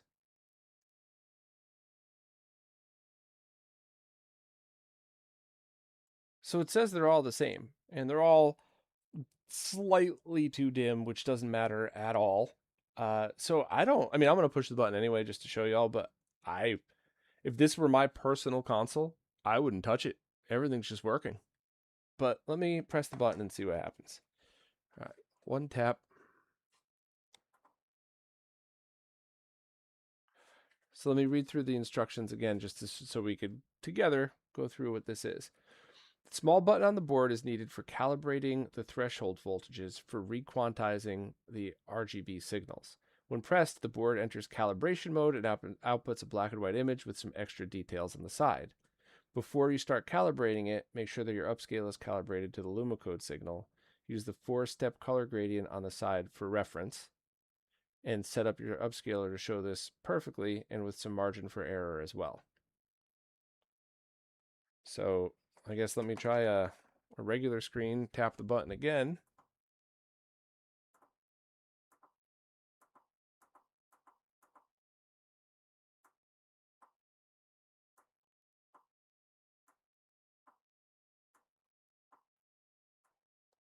Yeah, I don't really know what this is. I'm not going to lie. I wish I was smart enough to just tell you.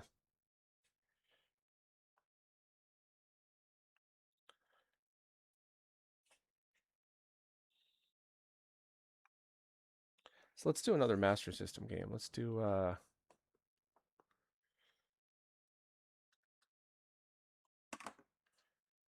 going to be playing this through the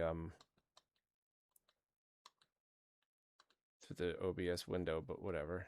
You all have seen me suck at video games before. There's no surprise there.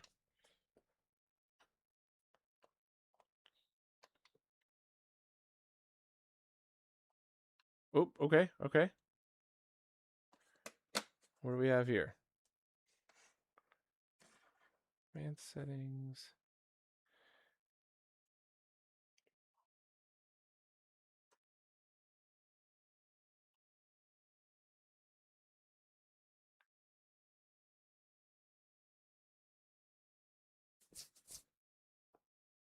Let me reset it. Let me just, probably be easier if I just reset this whole thing and didn't run auto gain.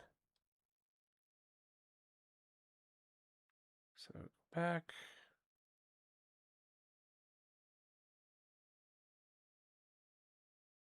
Oh, wrong one. Oh, input moron. Input first. Here we go. Sample rate detection. Lumacode. SMS. All right, now we're getting some of the same issues we got before, and I didn't touch any of the wiring.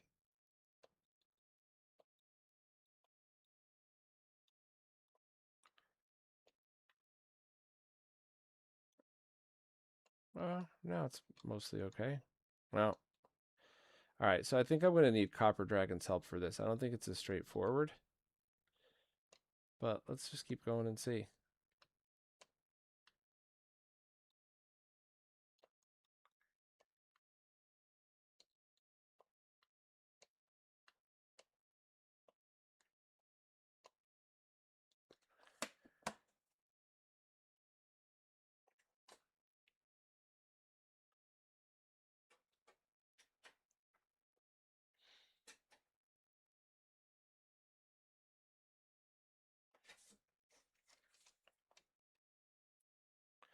Spikes don't kill you if you have the power up.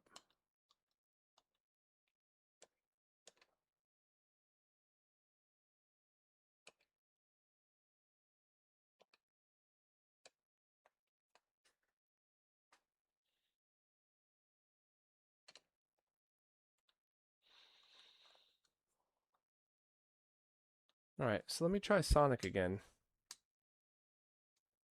and see. I'm holding reset to try to go back to the main menu. No, that's not going to work. All right.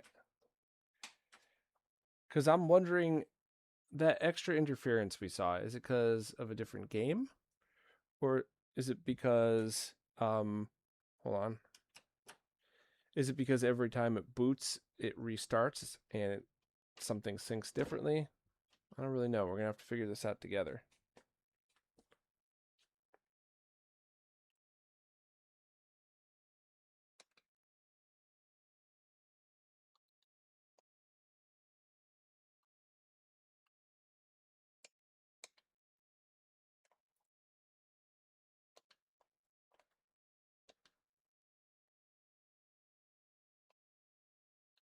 Oh, do you see that?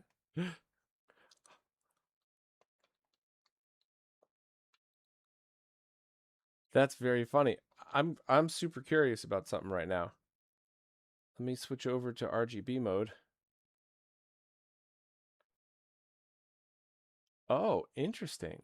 Okay, hold on. Wait, let me load default.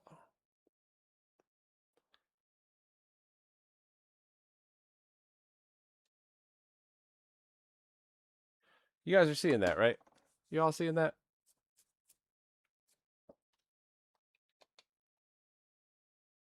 There's just a piece of Sonic missing. And this is the RGB output, by the way. So let me do some taps on the board here. No. All right, so let me power off. Just give it a good old wait a second. I'm going to unplug the power and turn the power button on to discharge. Let's power this back up again.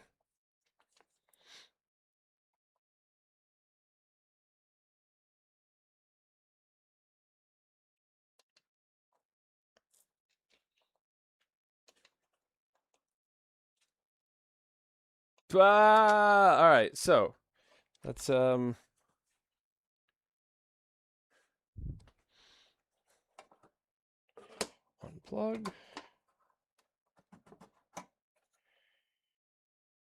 I mean, the pins look perfect, but I'm going to clean them anyway. That's very funny. I'm not going to lie, I freaked out there for a minute, like, uh-oh, what happened? What'd I do? But nope.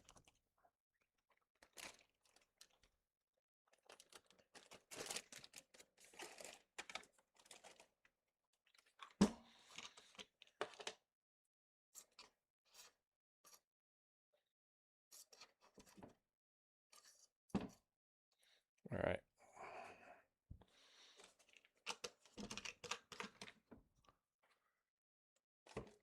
Got my giant thing of isopropyl.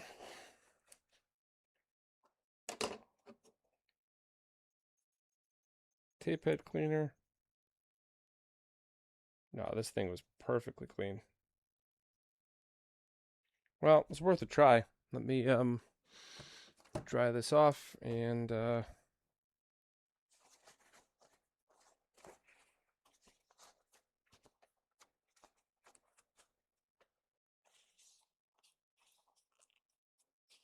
SJF, for once it's not Bob's fault. Yeah, I mean, I don't know, maybe. We don't know that. Still could be. All right, let's try this again.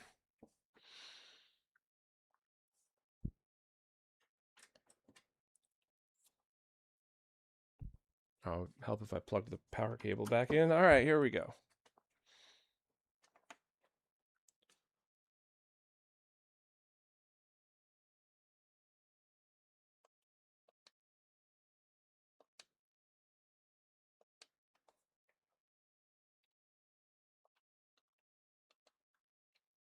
That's really funny. Let's try another game.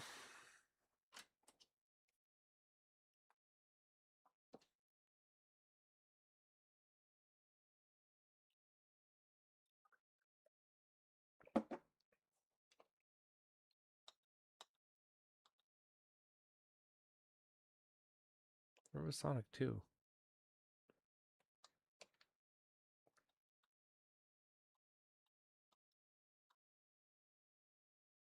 There we go.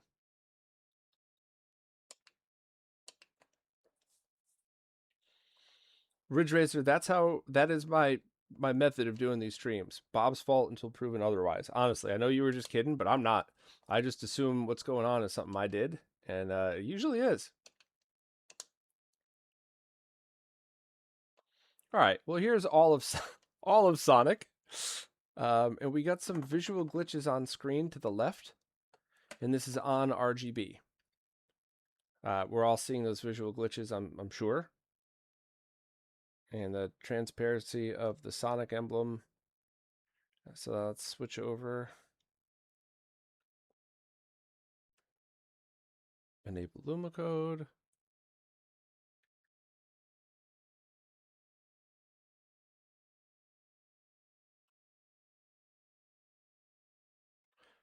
All right, and there we go. Here we are with interference again.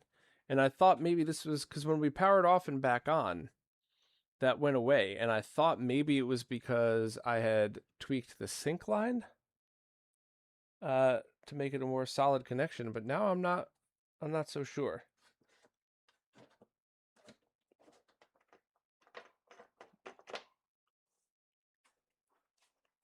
Now I'm not so sure what that could be. So I am going to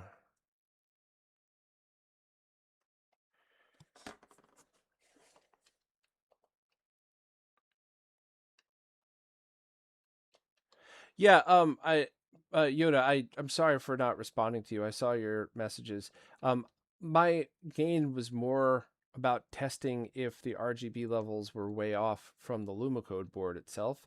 I normally wouldn't do that unless I was testing for in the tank. I do appreciate that though.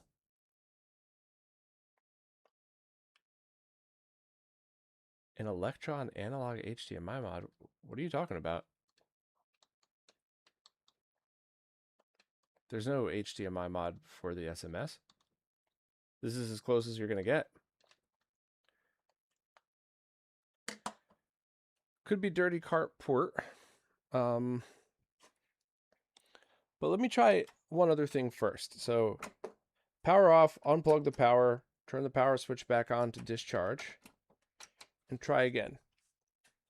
Because if it's something that redetects every time the system boots up,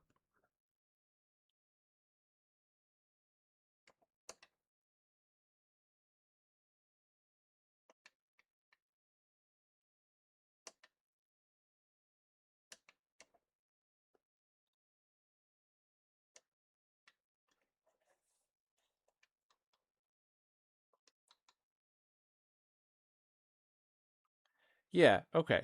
So I don't know. I'm going to have to talk to Copper Dragon about this and see, and I'm not going to go any further now. This could be all my fault. This could be a faulty SMS that it looks this way no matter what.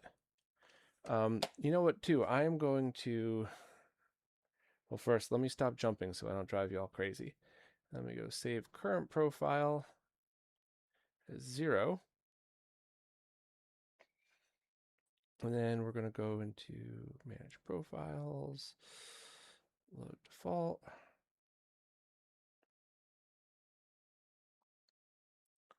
New profile 1. So button 1 is new profile 1. Button 2 is new profile 0.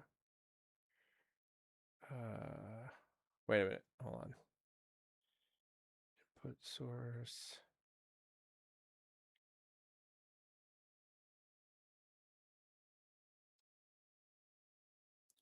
And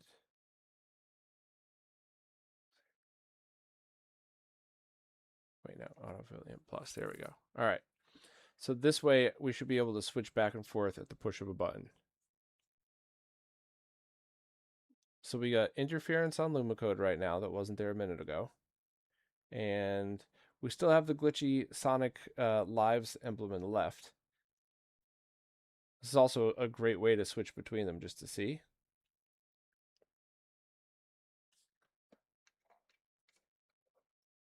So because the RetroTink's detecting it every time I switch back and forth, that's another good clue. All right, so RGB, and now switching back over. So let me take a look at what sync is on this so we can see if it starts happening again.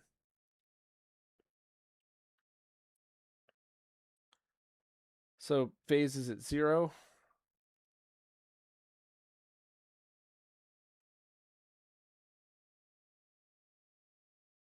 And it's on 3.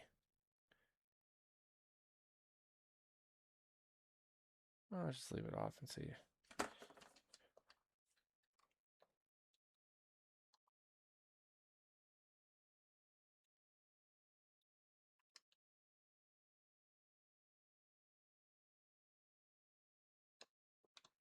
Yeah, it does look unrelated to the mod. I still want to double check with Copper Dragon, and I also want to see, is it maybe that I got a fluke?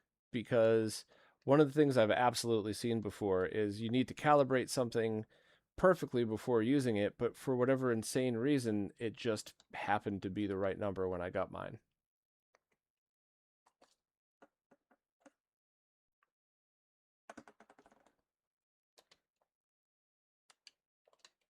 Well, the flickery Sonic logo is the either the game or the SMS itself, but or that might even be there.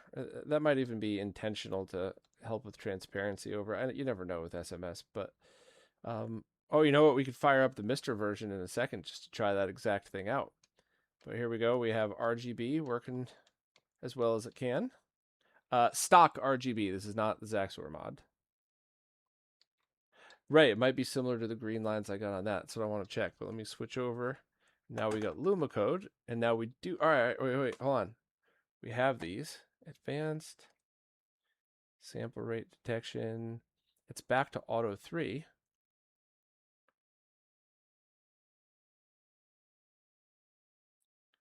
Phase is still at 0.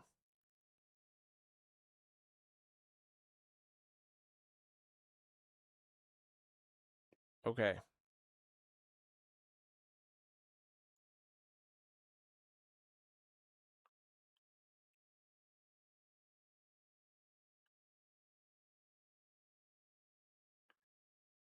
Interesting. So let's just switch back then. We'll go back to RGB.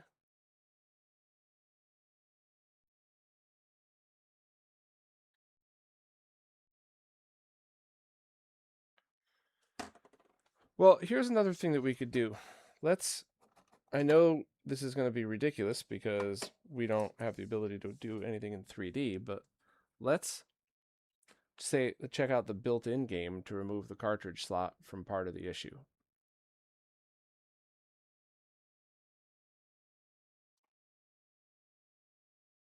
SJF, you said he does say it could be the right number. Who's he? Are you talking to Mike or Reinhard right now?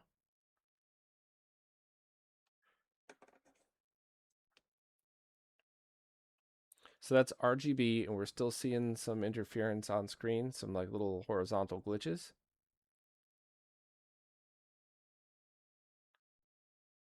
And that's Lumacode, where we're oddly not seeing it now.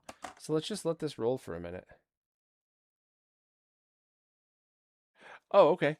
Thanks. SJF said, if you're lucky, the factory settings already work, but they wouldn't count on this.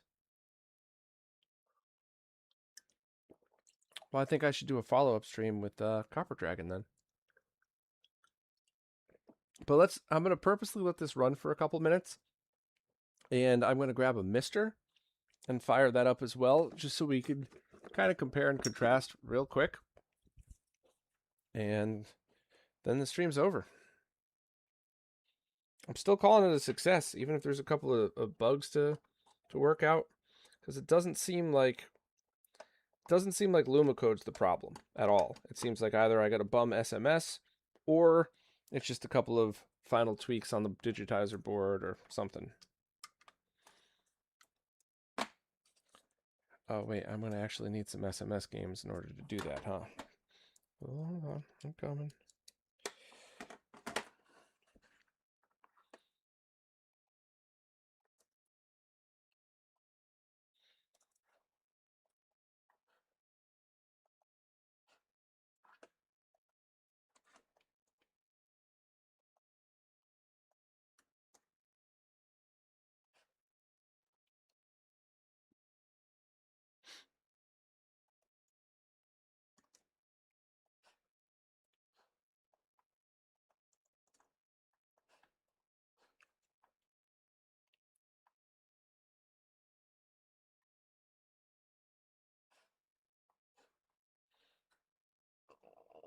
Okay.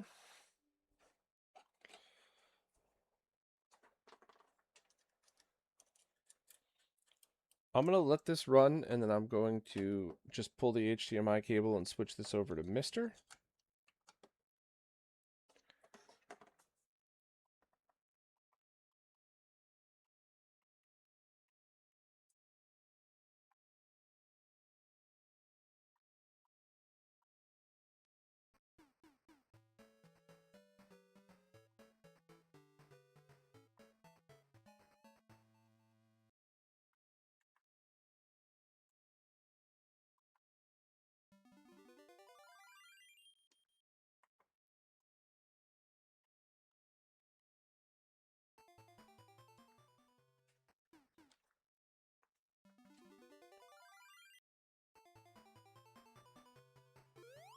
No, we're not getting a flicker there.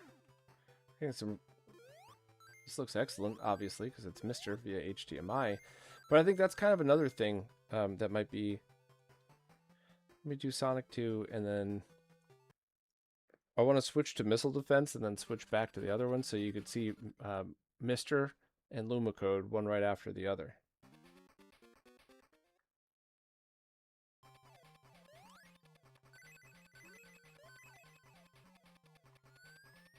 Yeah, all right, so nothing there. Missile Defense 3D.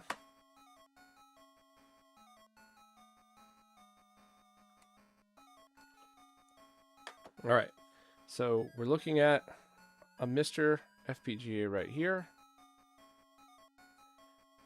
And then I'm switching it over back to the RetroTink 4K.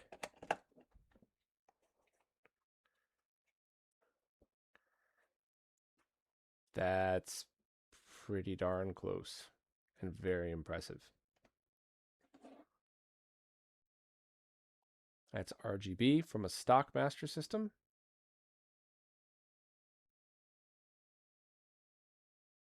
And that's Lumacode. Wow.